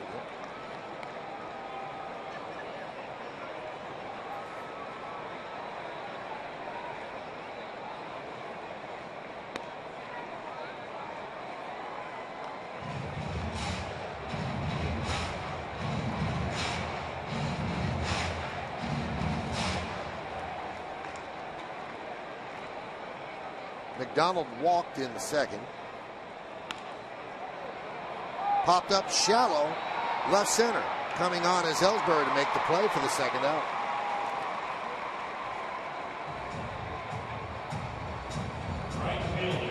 One thing I've began to appreciate about Ellsbury is we see him more on an everyday basis, certainly more than we saw him with Boston Red Sox. He gets good jumps, takes good routes in center field. Very few false steps that I've seen in center. Here's the ball hit off the bat of McDonald, and right away he's moving in the right direction. Ball hangs up high enough for him to, or long enough for him to come in and make the play.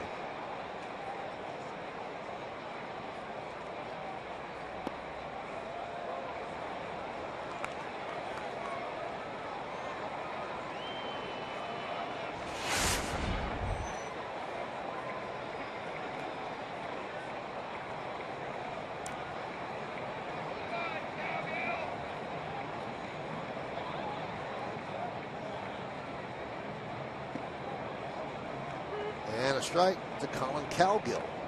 Cowgill flied to right, fouled out to Teixeira. With the bases loaded in the second, right there, Angels had a chance to get back into this. One run was in.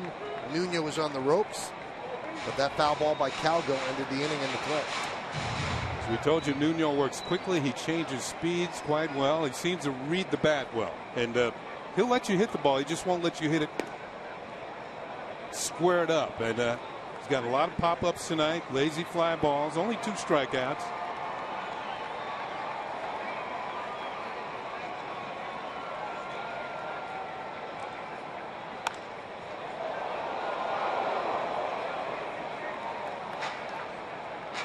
I think you could count on one hand the number of pitches he's thrown tonight, 90 miles an hour or better. I don't think he's thrown any that I've seen lately. But it's all about moving the ball around. He's got a very good curve. Swing and a miss. 89 miles an hour. Elevated the fastball. He has retired 10 Angels in a row. 5 in the book, 6-1 Yanks.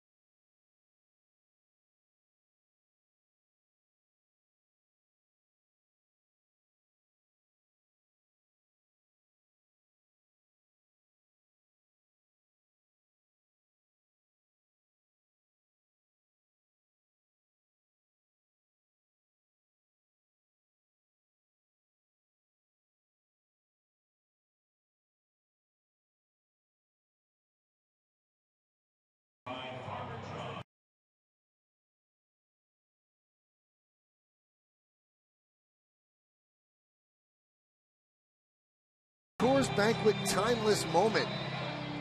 And we go all the way back to May 7th, 1903. In their first meeting, the Pilgrims defeat the Highlanders, the forerunners to the Yankees, 6-2 at Boston's Huntington Avenue grounds. Well, when the Pilgrims and the Highlanders got together, you could just throw the records away. Exactly. I mean, those two teams didn't like each other.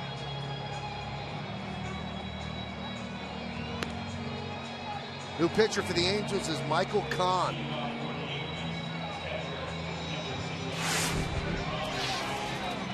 This will be his 17th game. His numbers are good, although his walk total a bit high. Well, Mike Scioscia seems to be giving an inning here, an inning there, maybe 2 innings to another reliever.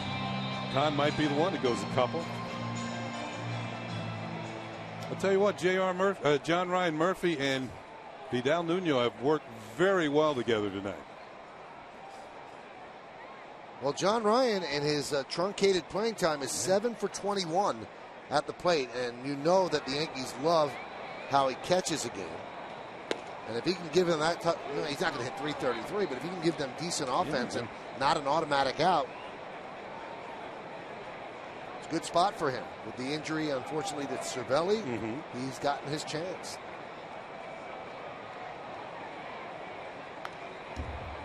Count 0-2.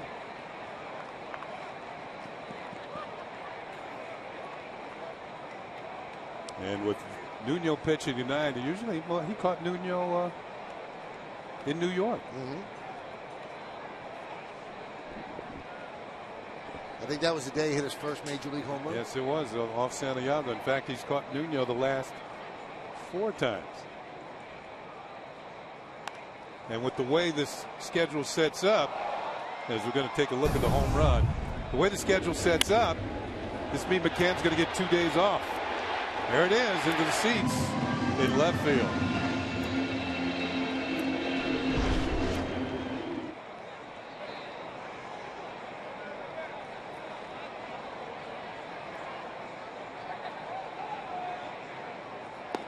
Swing and a miss.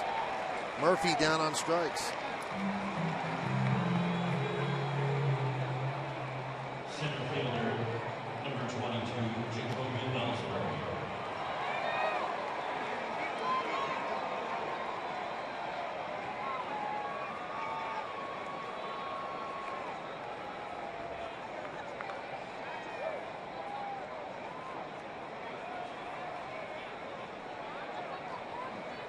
Here's Ellsbury. Broke an 0 for 13 slide with a double in the 4th. 1-0.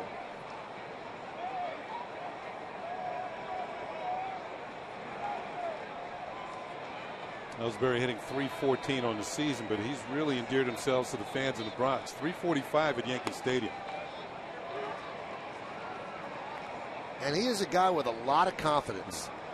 He was asked at Yankee Stadium after one of the games, are you surprised? I think he was hitting .340 there. Are you surprised you're hitting .340? And he goes, no. I expect to do well. Who would ask somebody that question? You know what I mean? It wasn't me. I knew it wasn't you, but what I'm saying is, to be a Major League Baseball player, you have to have a certain amount of confidence just to get to this point.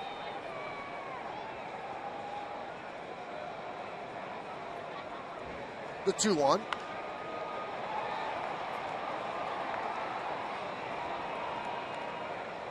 And the count 2-2.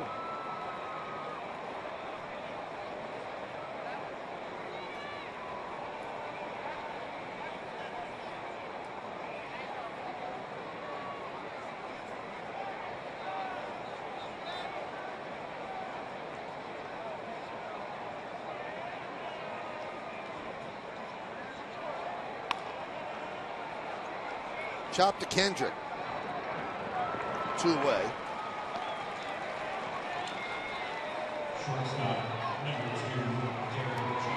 So Jeter had a home run in the 2nd inning, the 30th for the Yankees, and that leads us to the Honda League leaders. Team home runs.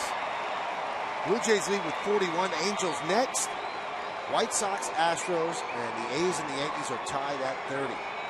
Well, the Angels have been leading for most of the season, Blue Jays have overtaken him. Now, Jeter always seems to have very good series out here on the West Coast, but the Angels are the only team in the American League that he has a career personal winning percentage under 500 against. Coming into this game, 79 and 87 against the Angels.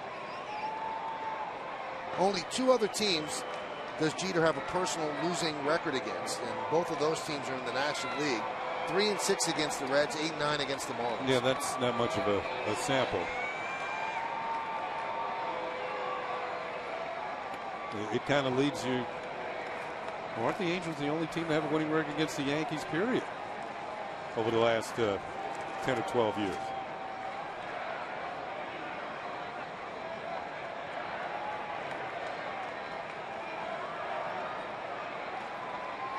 Since 2000, Kenny, okay, Angels are 67 and 62 in the regular season against the Yankees. The Yankees' only losing record in the American League since that time.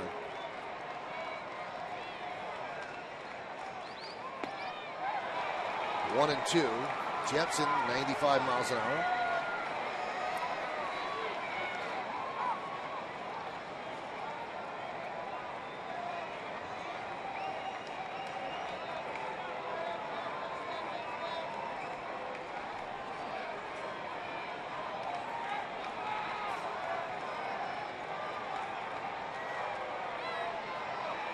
Swing and a miss, chased a high fastball. Jeter down on strikes. Jepson, or Michael Kahn, works a 1-2-3 inning.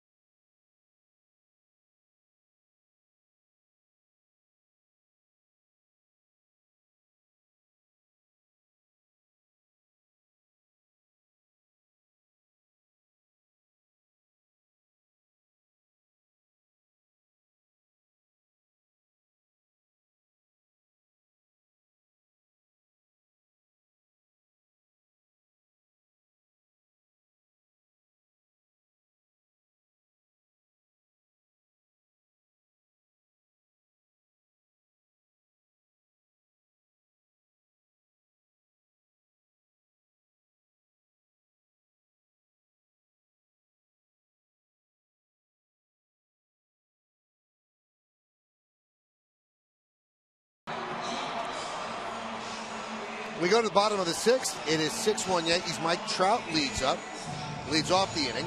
He's 0 for 2 so far tonight. Now, we told you earlier, Trout grew up really looking up at Derek Jeter and fashioning his swing after Jeter's swing. And Meredith, you have more on this relationship.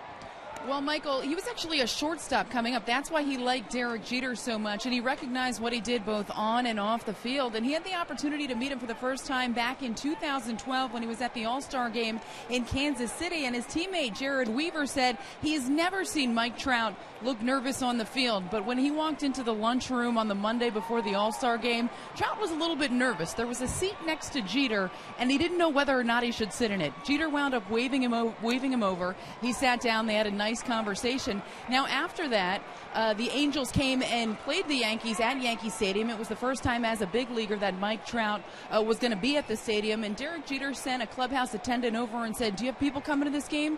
If you do, they're more than welcome to have my suite to watch it a little bit more comfortably. So the admiration is mutual, and Derek Jeter was asked about Mike Trout and him potentially being the next face of Major League Baseball, and he said it makes you feel good when a player comes up and appreciates the way you play the game. He has a very bright future, a bright present as well, and he seems like he has a desire to keep improving as he flies out to Jacoby Ellsbury in center field. And the other thing that Derek said is he plays hard, he runs every ball out. He has the kind of success over the past couple of years that you like to see. You like to see guys succeed when they try to play the game the right way. That's great stuff, Meredith. And you know, I kind of had a real good feeling when Meredith told the story how Derek waved him over with a seat open. Can you imagine what that meant to a kid? Yeah. You know, 20, 21 years old, and the guy he grew up looking up to. Mm-hmm. And there's one seat open, he waves him over. And Derek is very welcoming that way. And if there's a new player in the big leagues, a young player, and they're at second base, you always see Jeter go over and start to talk with him.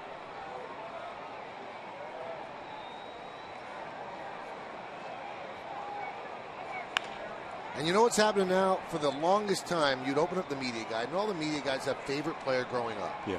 And I'd say 15 years ago, it was always Don Mattingly. Don Mattingly, favorite. Now you open it up, and a lot of players say favorite player growing up is that guy, Derek Jeter. And guys actually wear number 2, like Troy Tulowitzki. And you can see there's a great appreciation and a warm hug between Jeter and Trout.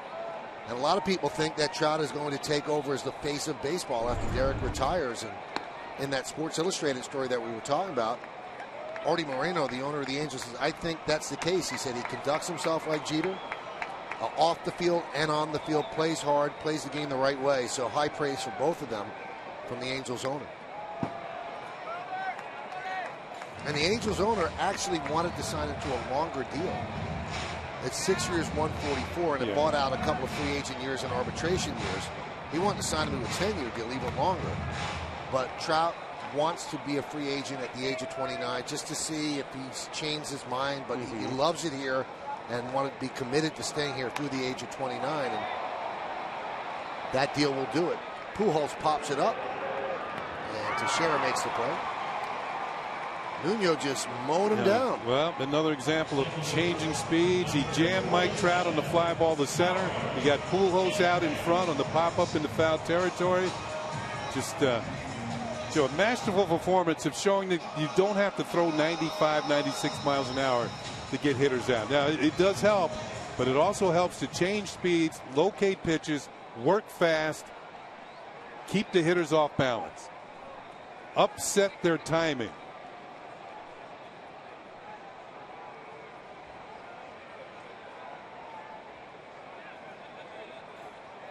The 1-0 to Kendrick. 2-0. Who was the player you looked up to when you got to the big leagues? That was a long time. I'm trying to think. I will say this, and one reason why I looked up to this player, because he was nice to me in spring training camp. High fly ball. Left field. Nice running play by Gardner for the final out. Beautiful play, taking an extra base hit away from Kendrick, and Nuno's retired 13 in a row. When we get back, Ken Singleton will tell us who that player is. Take a look at Gardner.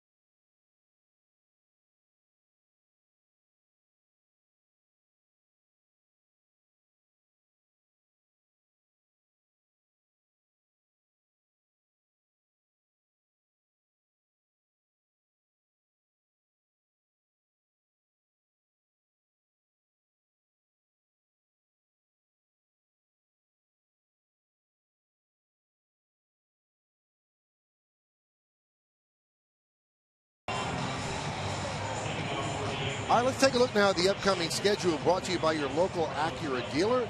Angel Series is done. Tomorrow's a travel day. Then the Yankees head to Milwaukee. My 9 has a game at 8:10 on Friday. Then back on Yes at 7:10 on Saturday. And Sunday, the series finale at 2:10. Then the Subway Series begins. 2 at the stadium against the Mets, 2 at Citi Field. And then the Pirates come to town for a weekend set against the Yankees. And all those games on the weekend against the Pirates on Yes.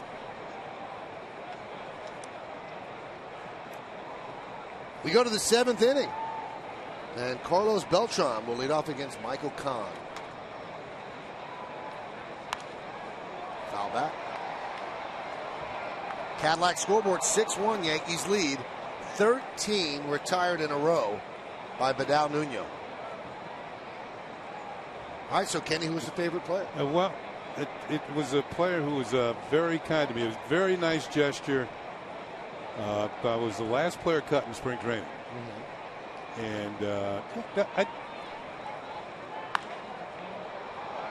High pop-up.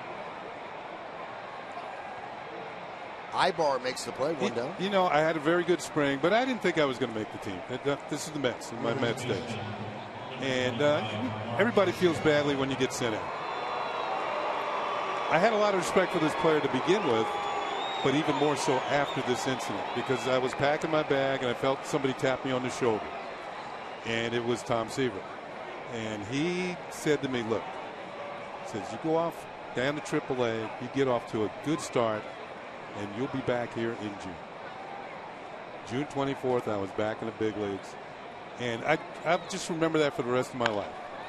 Nice, hard shot, but caught by Pujols, and Teixeira retired. He didn't have to do it. He's a big star. He didn't have to do that. You know, that's just gave me a little more incentive to get the job done. Another thing that made him terrific. Yeah, he was. Tom terrific, no doubt.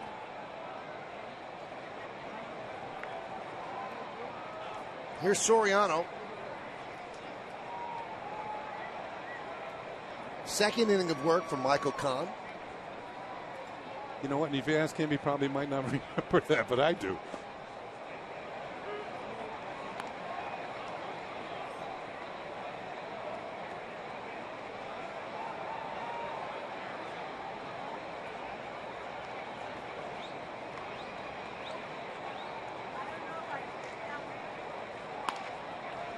Chop towards short, charging his Ibar, and he'll get Soriano as the Yankees go down in order 1, 2, 3. At the end of 6.5, it's time for the 7th inning stretch here in Anaheim. 6-1 Yanks.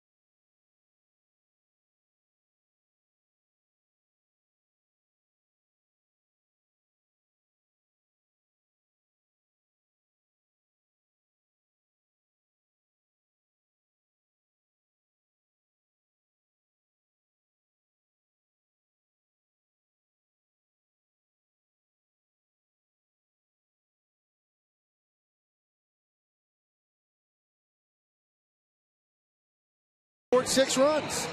So log on to papajohns.com tomorrow for 50% off your online regular menu price order. Use promo code Yankee6 at papajohns.com. So we've got Lorenz back in the studio, back east, and we've got young Lorenz. We've seen him at the ballpark the last couple of days. Ty. Yeah. Much better looking than Bob. Yeah, you know, Bob, Tyler's doing a great job, too. You taught him well, Bob. I actually joked with him, Tyler, the other day. I said, well, you're a lot better looking than your dad. He goes, yeah, I know.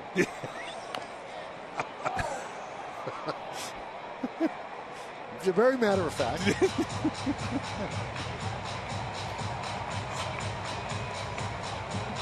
Gets it from his mom. Yeah, exactly. Cadillac scoreboard, 6-1 Yankees lead. We are in the bottom of the 7th inning. C.J. Cron is 1 for 2. That one is skied into left center field. It's a base hit. And it goes to the wall. Cron starts off the inning with a double.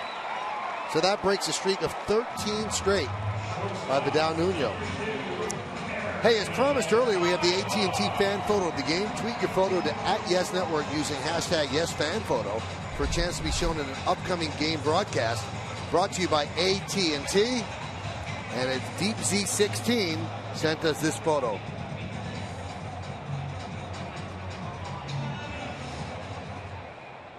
So a double for Cron. Great shot of 2 Yankee fans. And that's going to bring up Eric Ibar. Grounded into the Angels dugout.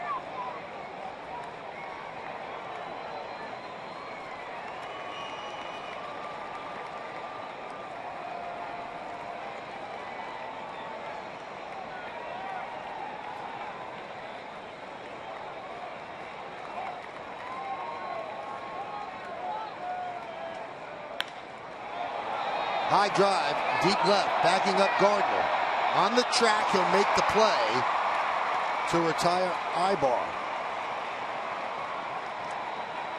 I thought that really had a chance off the bat. Ibar doesn't hit all that many home runs, just 2 this year.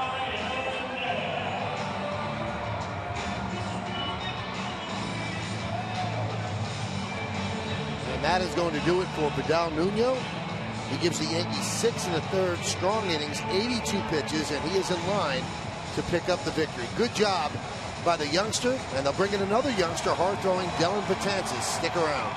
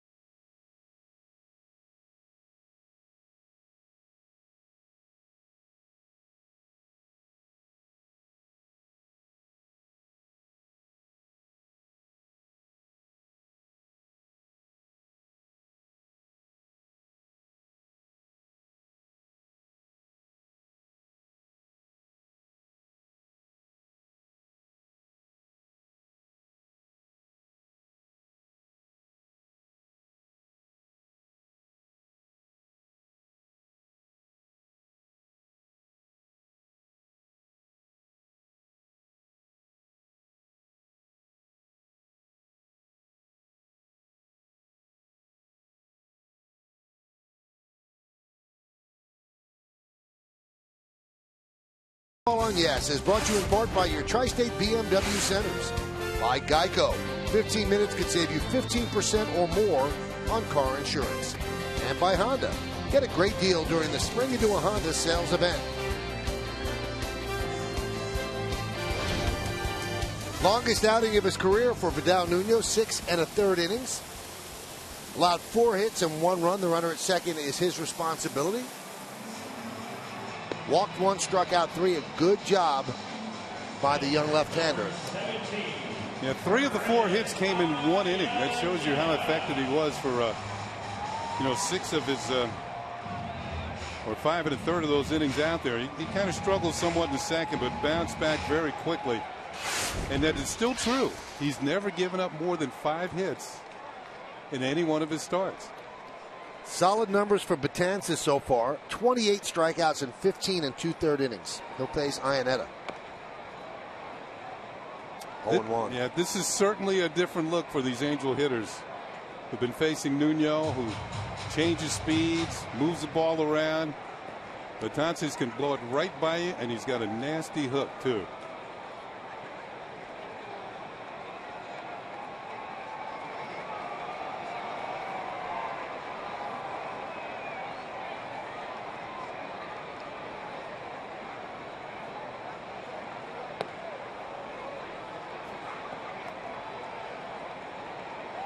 You can see that Betances is just gaining more confidence every day. Just the way he walks around. I mean, he is not the type of guy who has a strut or a swagger, but it just has a look that he belongs now. And he's such a nice young man. He's from New York City and certainly had his ups and downs trying to get here and problems with his arm, and obviously failed as a starter, which he'd someday like to get back to, but he's just glad he's in the big leagues. And if it's as a reliever, it's as a reliever. Did he go? No, he did not. Marcus Patillo with the call. And he might have heard something from the Yankee dugout. You saw him look to his left.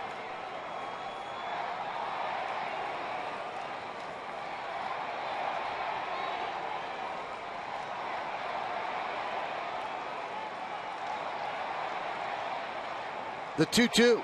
Swing and a miss. There's that breaking ball. 2 away. Continuing to pile up strikeouts.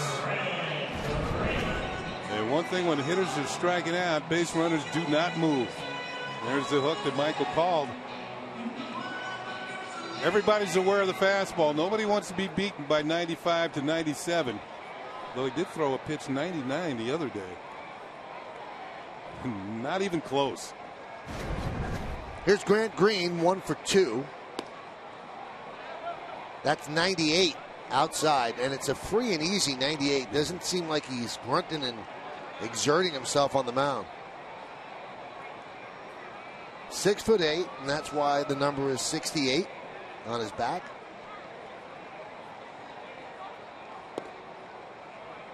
Also 98, 2-0.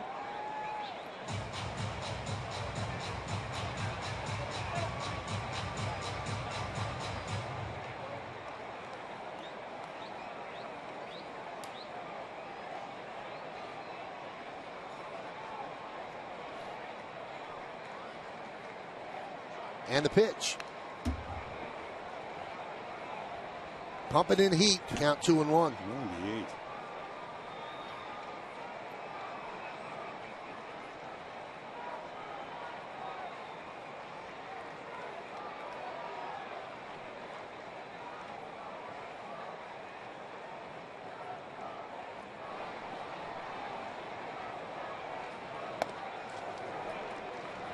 Three and one. This copyrighted telecast presented by authority of the New York Yankees and may not be reproduced or retransmitted in any form, and the accounts and descriptions of this game may not be disseminated without the express written consent of the New York Yankees.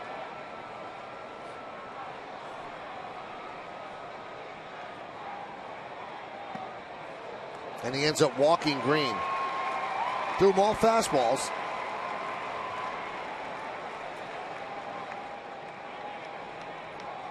You know, one thing about Betances is his ability to throw hard. That's what attracts the scouts. When you can throw upwards mid-90s and higher, it's going to attract the scouts. They love those power arms. But the only reason he's in the big leagues now is because he's been able to harness that power a little bit better than he used to be. Well, now Mike Scioscia is going to go to his bench. He will send up Raul Ibanez to pinch hit for John McDonald. And now Larry Rothschild will go over a little bit of a scouting report with the youngster.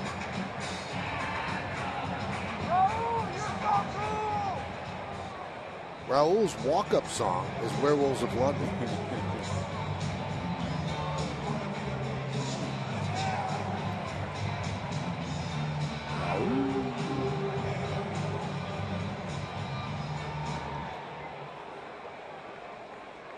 So McDonald was 0 for 1 with a walk.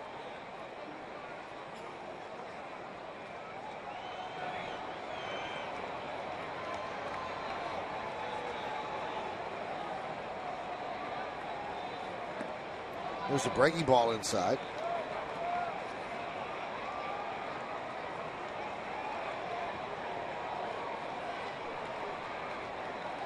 Yankees had the shift on for Ibanez. 3 infielders on the right side.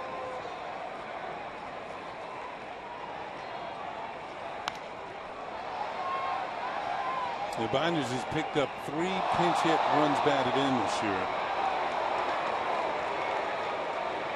And while his batting average is very low, his RBI production is very impressive. Hitting 138, but he's driven in 17 runs.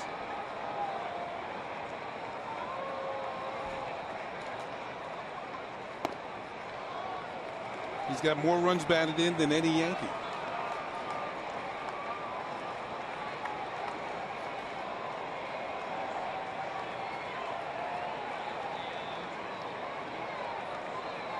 First and second. 2 men out. Grounded to Roberts. Fires to first. Not in time. So the shift worked because the ball didn't get into the outfield and it did not allow Crone to score. But Ibanez still runs well and beat the throw from Roberts, and the bases are loaded.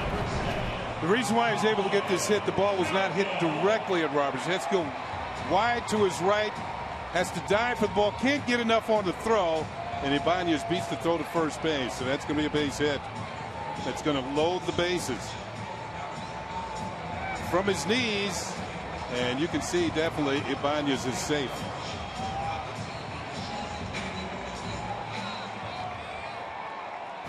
So he picks up his second pinch hit of the season. Here's Colin Cowgill, 0 for 3 tonight.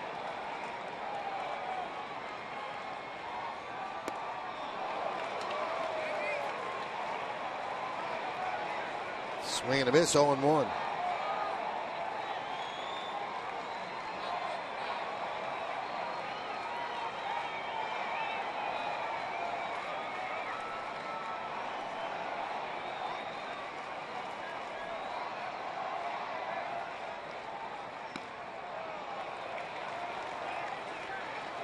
Count 1 and 1. Every now and then, Betances will fall a little out of sync. And he looked so good getting Iannetta, but then the walk to Grant and Ibanez with the hit. Adam Warren warming for the Yankees. It's a 6-1 lead. Bottom of the 7th, 2 outs, bases loaded. Lined into center field, Ellsbury right there, and that will do it. No runs, 2 hits, and the bases are left loaded. Let's go to the 8th. 6-1 Yanks.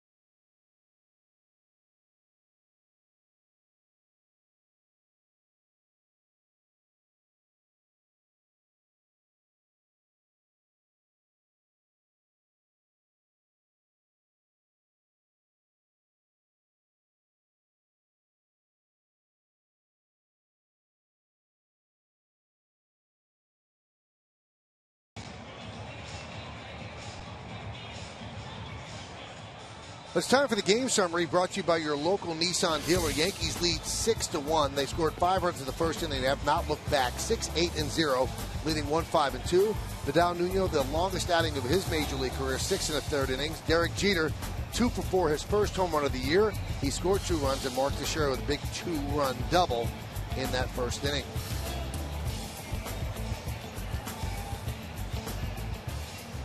So we go to the 8th.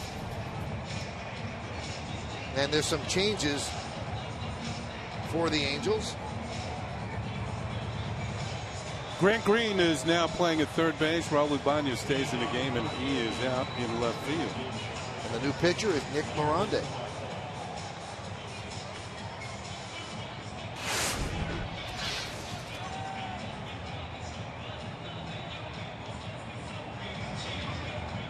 th game for Miranda. And there's Raul.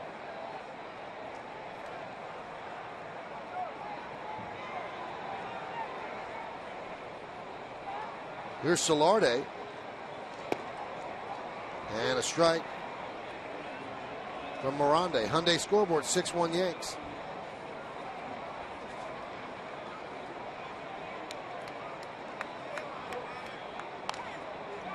Foul back.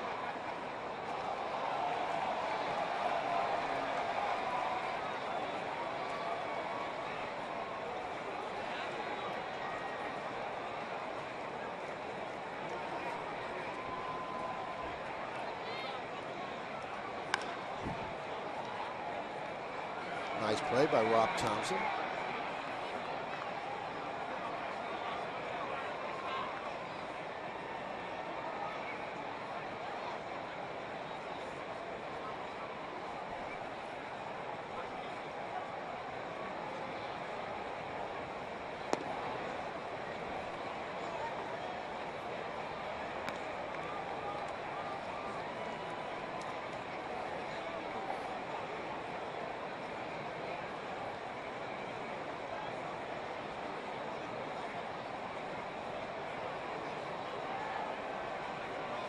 The 1-2. 2-2. Hector Santiago started. Then Mike Marin, Kevin Jepson, Michael Kahn, and now Nick Miranda. Hit sharply and past the diving Green and down the left field line. Ibanez plays it out there, and Solarte has a leadoff double. We have to go all the way back to the first inning, Kenny, for a T-Mobile game changer. And it's something that the Angels might want to forget. This is the fly ball off the bat of Derek Jeter. Looks like a routine play, but the outfielders collide. Cowgill and Trout. Cowgill gets the error. The Yankees get the big inning. That's our T-Mobile game changer. They went on to score 5 runs that inning, and as we mentioned, they have not looked back. Here's Brett Gardner. Brett's 1 for 2 with a walk. Run scored.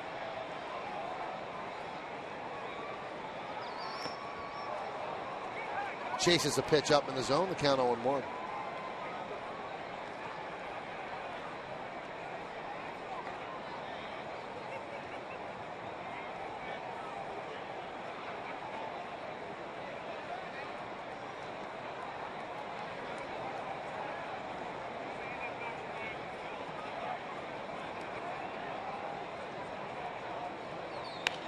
Hit sharply and through for a base hit. Solarte had a hold up. Coming up throwing is Cowgill, and it's cut off by Pujols.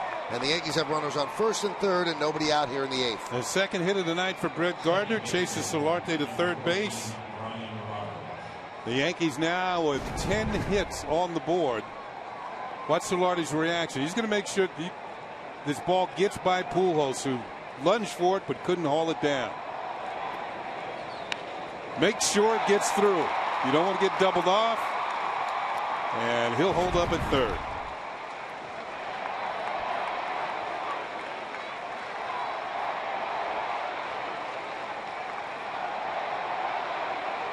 Another West Coast "Let's Go Yankees" chant. Here's Brian Roberts. Roberts with an RBI single in the first inning, 1 for 3. Also grounded to short and struck out.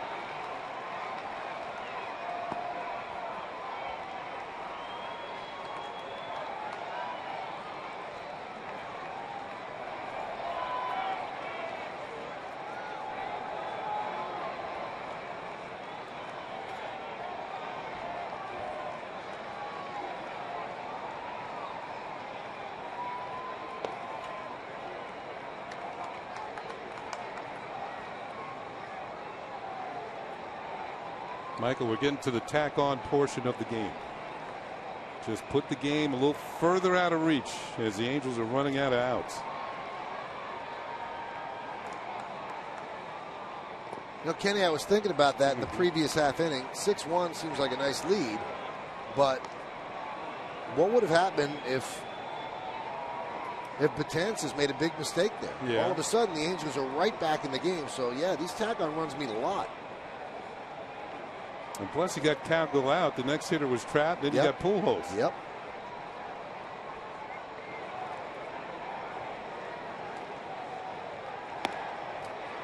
And Morande walks Roberts on 4 pitches to load the bases.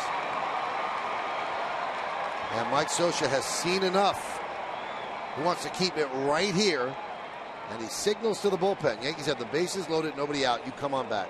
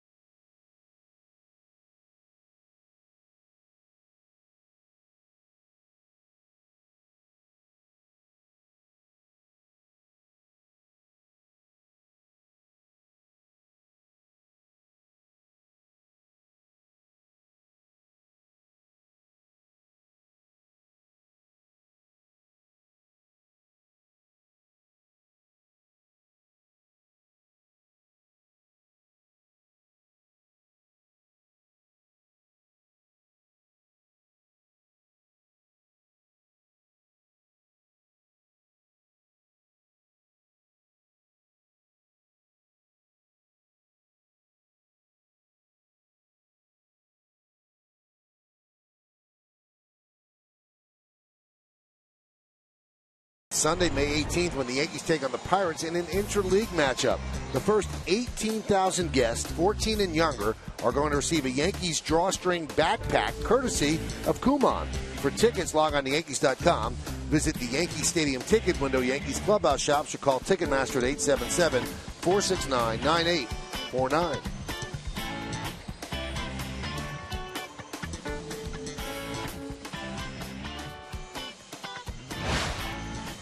New pitcher for the Angels, it's Corey Rasmus.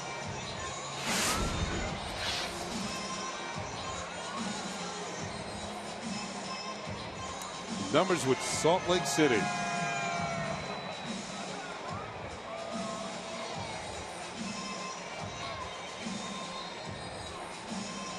Too many walks, obviously, in the 12 games. And they can ill afford to walk a batter here with the bases loaded. So Mike Scioscia has used now 6 pitchers in this game.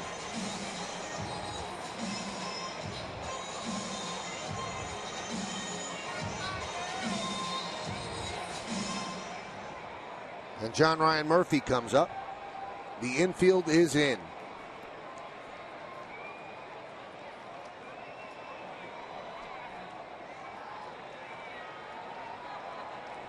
Murphy 1 for 3 tonight.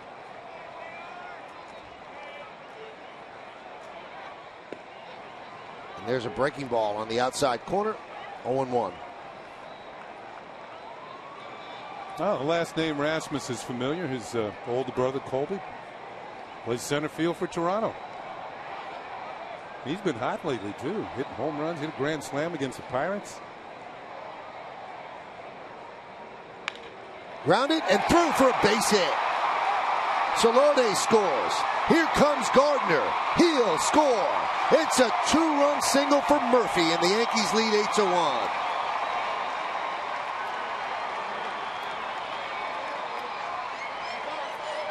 Two for 4 night for John Ryan Murphy, and now 2 runs batted in to go with those 2 hits. On by Green into left field. Of course, with Gardner at second base and all his speed, he scores easily. Follow through, hard shot by the third baseman. Tacking on.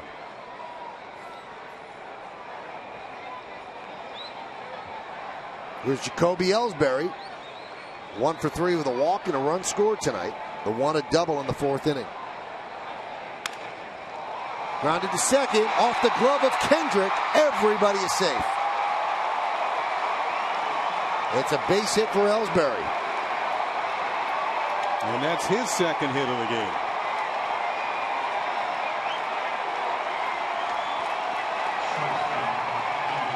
And that's going to bring up Derek Jeter. Could be the last time these Angel fans get to see him in person. Of course, there's a possibility these 2 teams could meet in the postseason. But they're just making sure, giving him a standing ovation.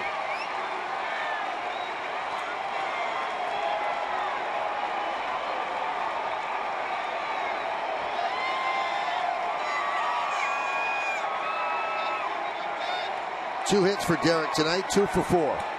In his first home run of the year.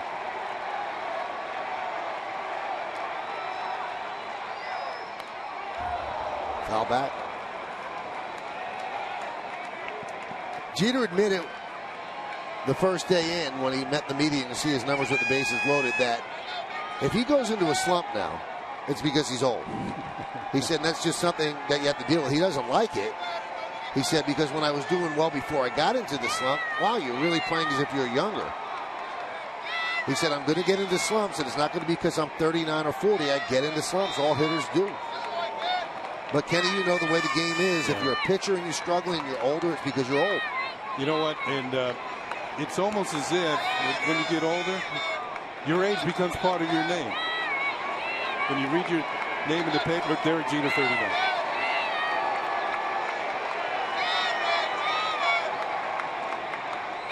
One. Right back to the pitcher. He didn't know where to go with it. There's one.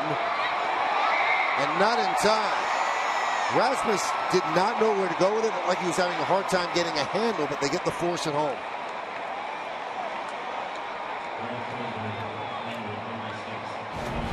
Here's another look. And, of course, one of the things they tell you in Little League, know what you're going to do with the ball when it comes to you. And it came to Rasmus, and it looked like he looked over the first before throwing the home. Well, the hesitation cost him the double play. Yeah, it did.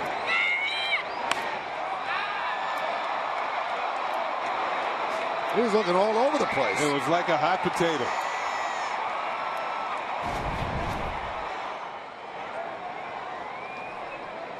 Here's Carlos Beltran.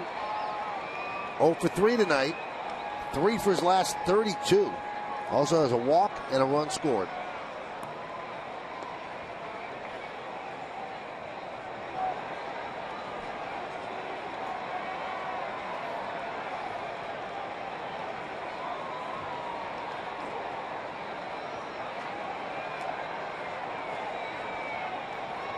Now he has to collect himself after the ground ball back to the mound because he knows his indecision cost him a double play, and it's one of the reasons Iannetta went out to talk with him.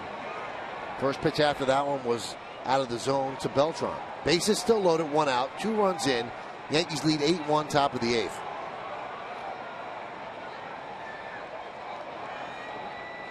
That one gets away from Iannetta, but Murphy stays put.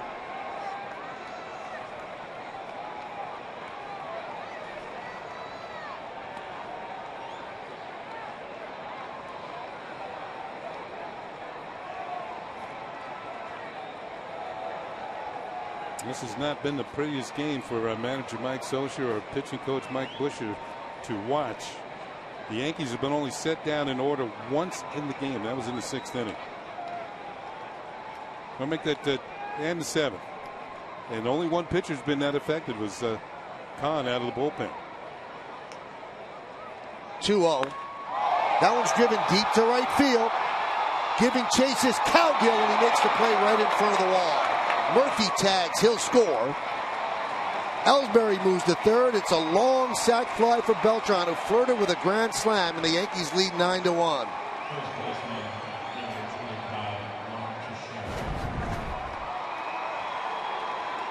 Pitch was there, and it looked like he got enough.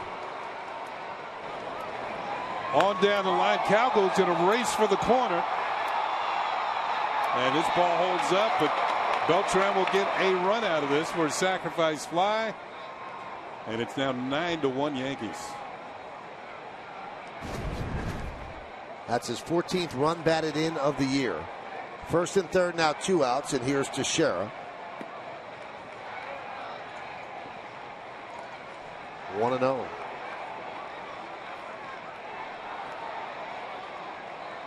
Had a 2-run double in the first inning. Also scored a run that inning.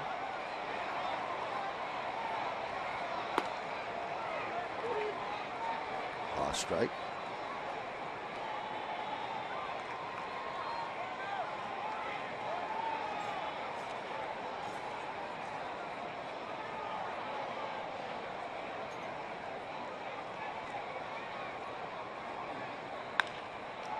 Grounded to first. Diving play by Pujols. And he flips to Rasmus for the final out. He can still flash some leather over there at first, taking an extra base hit away from Mark Teixeira. But the Yankees score 3. They lead 2. It's 9-1.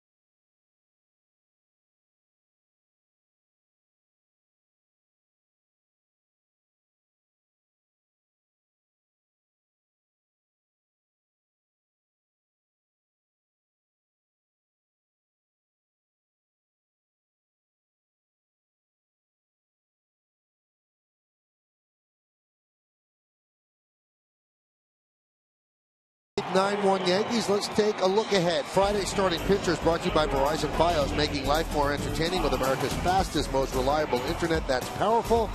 Masahiro Tanaka, 4-0 with a 2.53 against Giovanni Gallardo, 2-1 with a 2.47 for the Brewers. Our coverage will begin at 7:30 p.m. on Yes, and the game can be seen on My 9 starting at 8. Before the game today and before the game yesterday, Yankee pitchers were taking batting practice. Hey, that vendor actually sold that painting. Mm-hmm. And I gotta tell you, I was really impressed with the way Tanaka swung the bat today. Really looked very comfortable at the plate, so he'll have to hit. There's no DH in Milwaukee. You have to remember, he was a catcher before he was a pitcher in Japan. Hyundai scoreboard 9-1. Yankees lead with Trout at the plate. Meredith, you have more on the pitchers hitting. But, Michael, it's a little funny. You're talking about Tanaka, and he was swinging the bat well, as well as some other pitchers. He was asked by the media contingent today how he feels about actually getting in the batter's box in a major league game, and he said, to be honest, I'm a little bit scared. He was having some fun with the media, saying he's not sure if he's even going to swing the bat. If they need him to bunt, obviously he'll do that. That's a situation where you're obviously moving runners over and could potentially help him by getting a run on the board. But overall, he doesn't have a ton of experience in that batter's box. Last year in Japan, he said if he got 10 at-bats, that would be high. But he did look pretty good in BP, and Joe Girardi said always a little nervous when you go to those NL parks. He doesn't like to see his pitchers hitting, but it seems as though all the pitchers generally get excited. Well, today he was hitting off pitching coach Larry Rothschild. I would guarantee there's a big difference with Gallardo. A little bit, yeah. Yeah, a little bit. And Kenny, he said just that. He was asked, if Larry Rothschild were on the mound in Milwaukee, would you feel a little better? And he said, I know I would do fine if Larry were on the mound. He's got a good sense of humor, doesn't he? Yes, Mary? he does. Yeah. He really does. Yeah. And it's a little tough because there is a language barrier there, but he does like to have some fun with the media. Mike Trout walks to start the 8th, and you can see Betances does not have his best command today.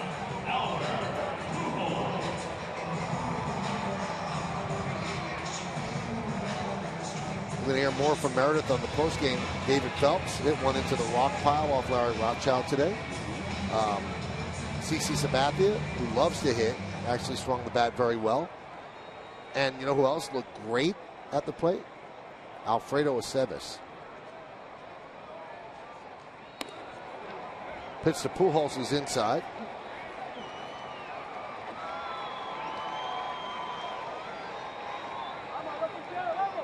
With a 9-1 lead, no one is up in the Yankee bullpen.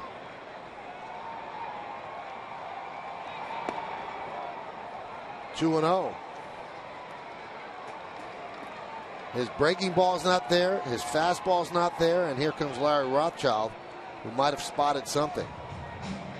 Or just to slow him down. Yeah, just take your time.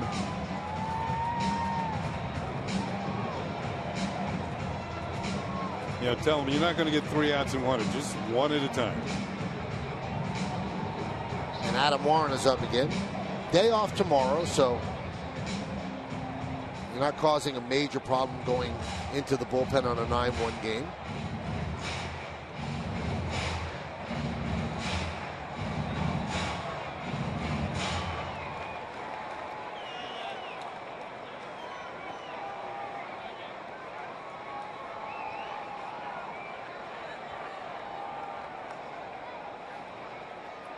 The 2-0.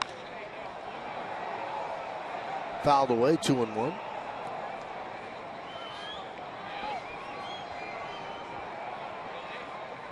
Three infielders on the left side for Pujols. In this series, we've seen him go the other way. Big hole on the right side.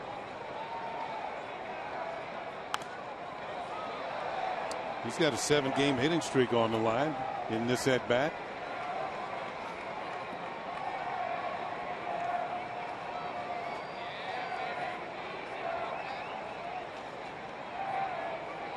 I haven't seen Jeter tonight, one of the all-time great shortstops, and Pujols.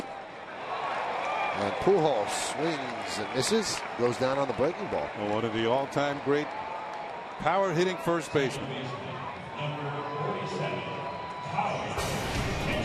Fans, after the game, we'll wrap up tonight's matchup on the WB Mason postgame. Bob Lorenz will recap the key plays. Meredith Marakovich will get the clubhouse reaction, and you'll also hear Joe Girardi's manager's report. It's all coming up on the WB Mason Yankees postgame only on Yes.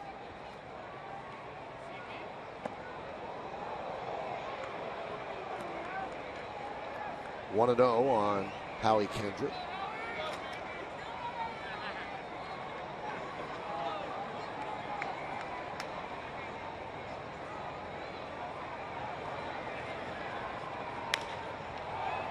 Count 1-1.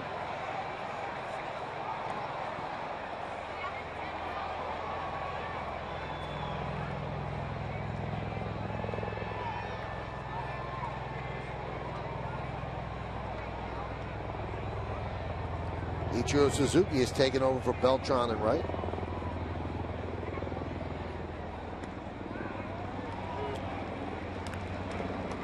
You know, this is a win for the Yankees in this series with in regards to Kendrick. They've held up to 2 for 10. Odd. Yes. Coming into this game, a .344 average against the Yanks.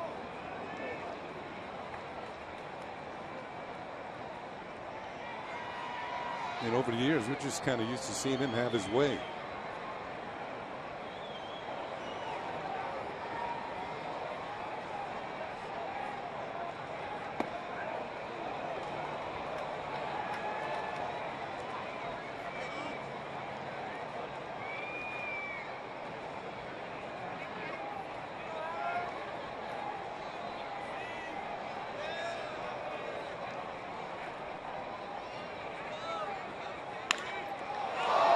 Knocked down by Betances.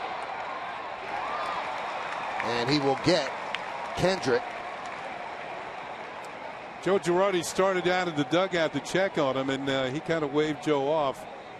And he's smiling out there on the mound.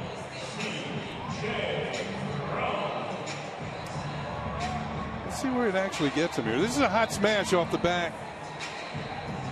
Maybe leg, or backhanded it with the glove to knock it down, then throw him out. And Teixeira's coming over to check on him as well. He's no, I'm okay. It's going to take more than that.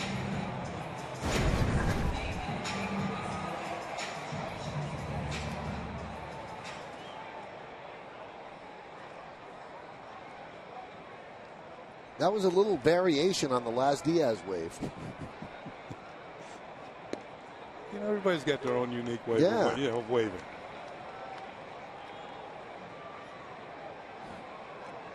Laz on Monday tossed out Sean Kelly and Joe Girardi. Swing and a miss.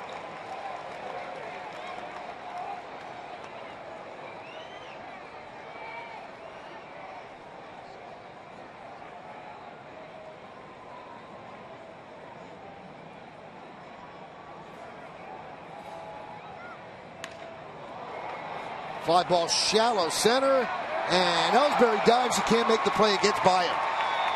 Trout will score. Cron ends up on second with a double, and the Yankees lead the Angels now 9-2. Betances made a good pitch, and Cron kind of just stuck his bat out there and looped it into center field. I mean, Cron has some power, so Ellsbury playing back. That was kind of an emergency swing, but he come up with a double and a run batted in, as Ellsbury can't quite get there. Underneath the glove, Brett Gardner backs him up as he should. You see Gardner coming into the picture, and Gardner's going to be the one to run this down.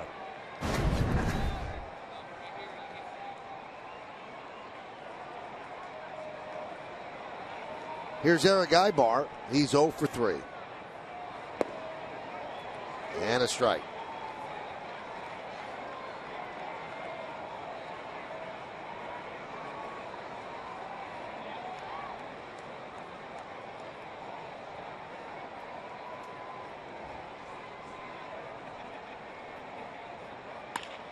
Line drive and caught by Roberts to end the inning.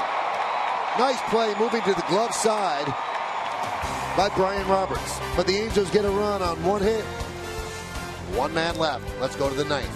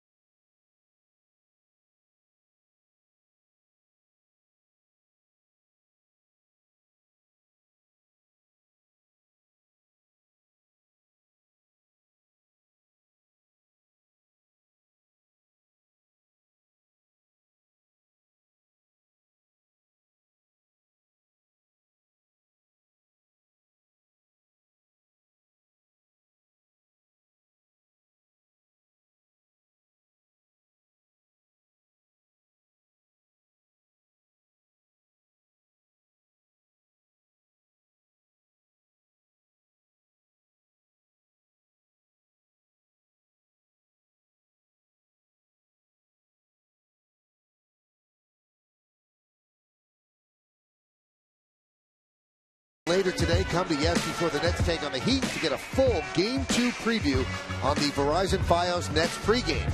Then immediately following the game, come back to Yes for the postgame and get analysis and locker room reaction. It all starts tomorrow at 6:30 right here on Yes. That's a very big game for the Nets. They lost by 21 in the first game to the Heat. You'd like to steal one in Miami before the series heads back to Brooklyn. So we'll be all over it on Yes. Here's Soriano against Rasmus.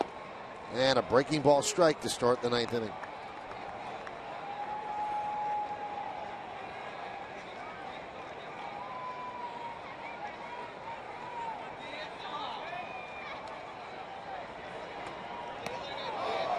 Count 1-1. 9-2 Yankees lead. This is the rubber game of this three-game set.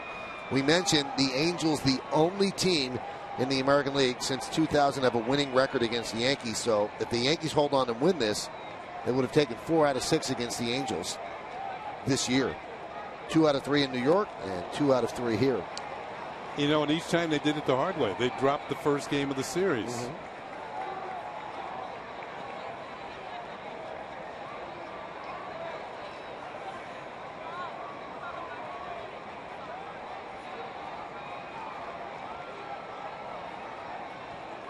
One-two, swing and a miss.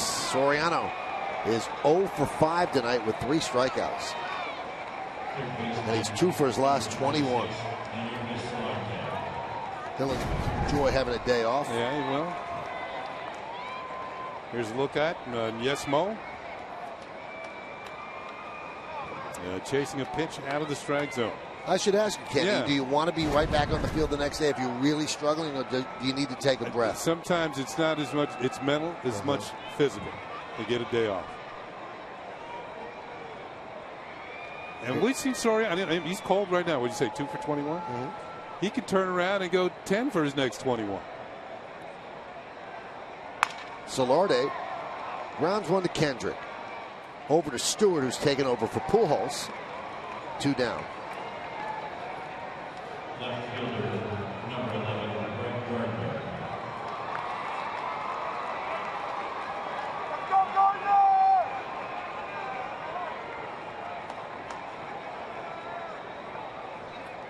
Here's Brett Gardner. Infield single in the first. Reached on a fielder's choice in the third. Walked in the fifth and singled to right and scored in the eighth. Yeah, he's had himself a good night. Been on base 3 times, scored twice.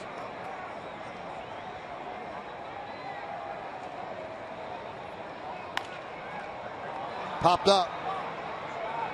Long run for Ibar, and what a nice play by the Angels shortstop.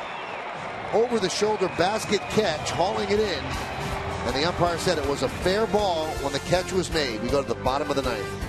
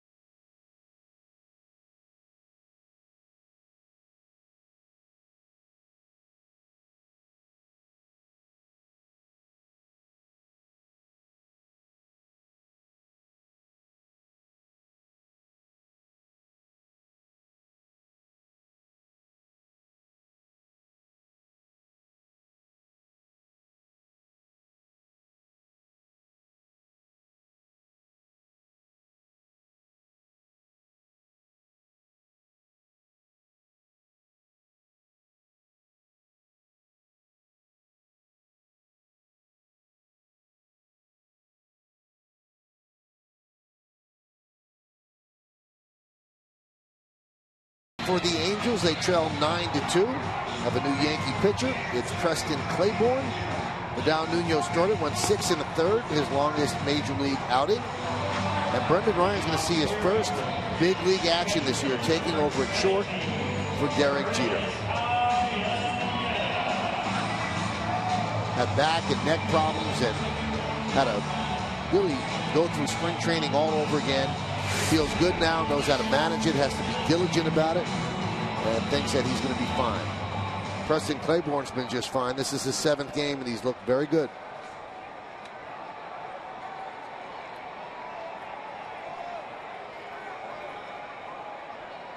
Here's Chris Iannetta. Swings at the first pitch and a fly ball to right field. Ichiro over and makes the play.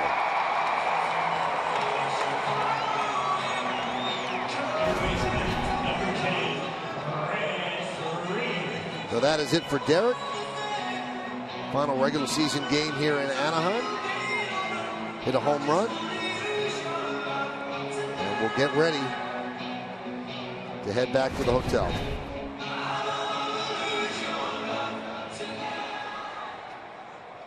Here's Grant Green. Grant 1 for 2 with a walk.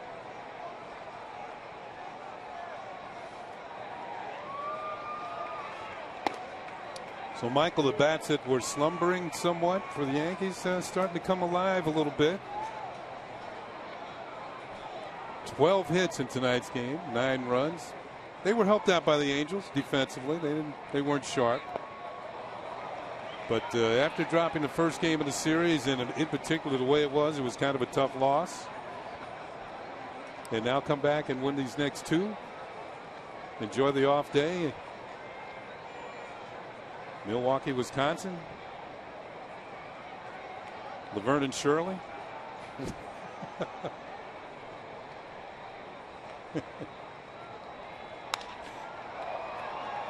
Fly ball, center field. Ellsbury. Angels down to their final out.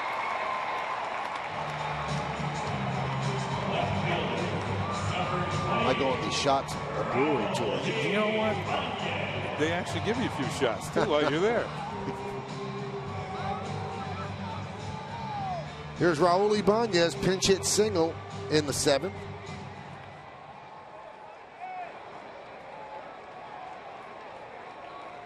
You know, he hit one to Roberts, who was in short right field, and I said that the shift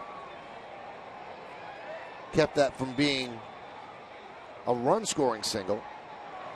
You know, the more I think about it, if Roberts is in at his normal position, you think he makes. Remember how hard Ibanez hit that ball? He did hit it hard. I'm not sure that he gets that, and I'm not sure he's standing in that spot. He's probably shaded more toward second base if there's no shift. The thing about it is that it gives him more range laterally and more time to get to the ball.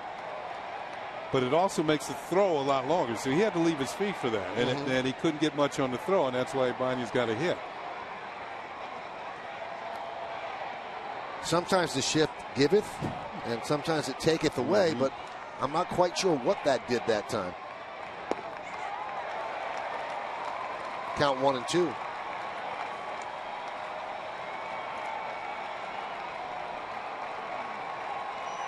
One thing it did for Ibanez, it snapped an 0 for 18 slide. Yankees 1 strike away from winning this series. Bounced up there by Claiborne. Everybody's taking pictures of Derek Jeter from behind, who came back from out of the clubhouse after ducking into the runway. Just brought his stuff up to the clubhouse and now back out there watching the end of the game. Yeah, he probably put his bat. You saw him take his bats. He probably put in a bat bag, and they pack everything up and head to the next city. 2-2. Right to Roberts, and that did take a hit away, and that's the end of the game as the Yankees win this one 9-2. So Derek Jeter picks up 2 more hits, his first home run of the season, first home run in 161 at bats. And the Yankees win 9-2 and take 2 out of 3 from the Angels. Now they enjoy an off day tomorrow and then start a 3-game set against Milwaukee at Miller Park. Vidal Nuno, obviously, with a good start for the Yankees, saved a lot of their bullpen. They only had to use Dellin Betances and then Preston Clayton. We have more to talk about. We'll give you out some awards, and then we'll sooner or later get it to Bob Lorenz. Big show. He's preparing up highlights. Stick around. We'll be back in just a moment right here in Anaheim. Yankees win 9-2.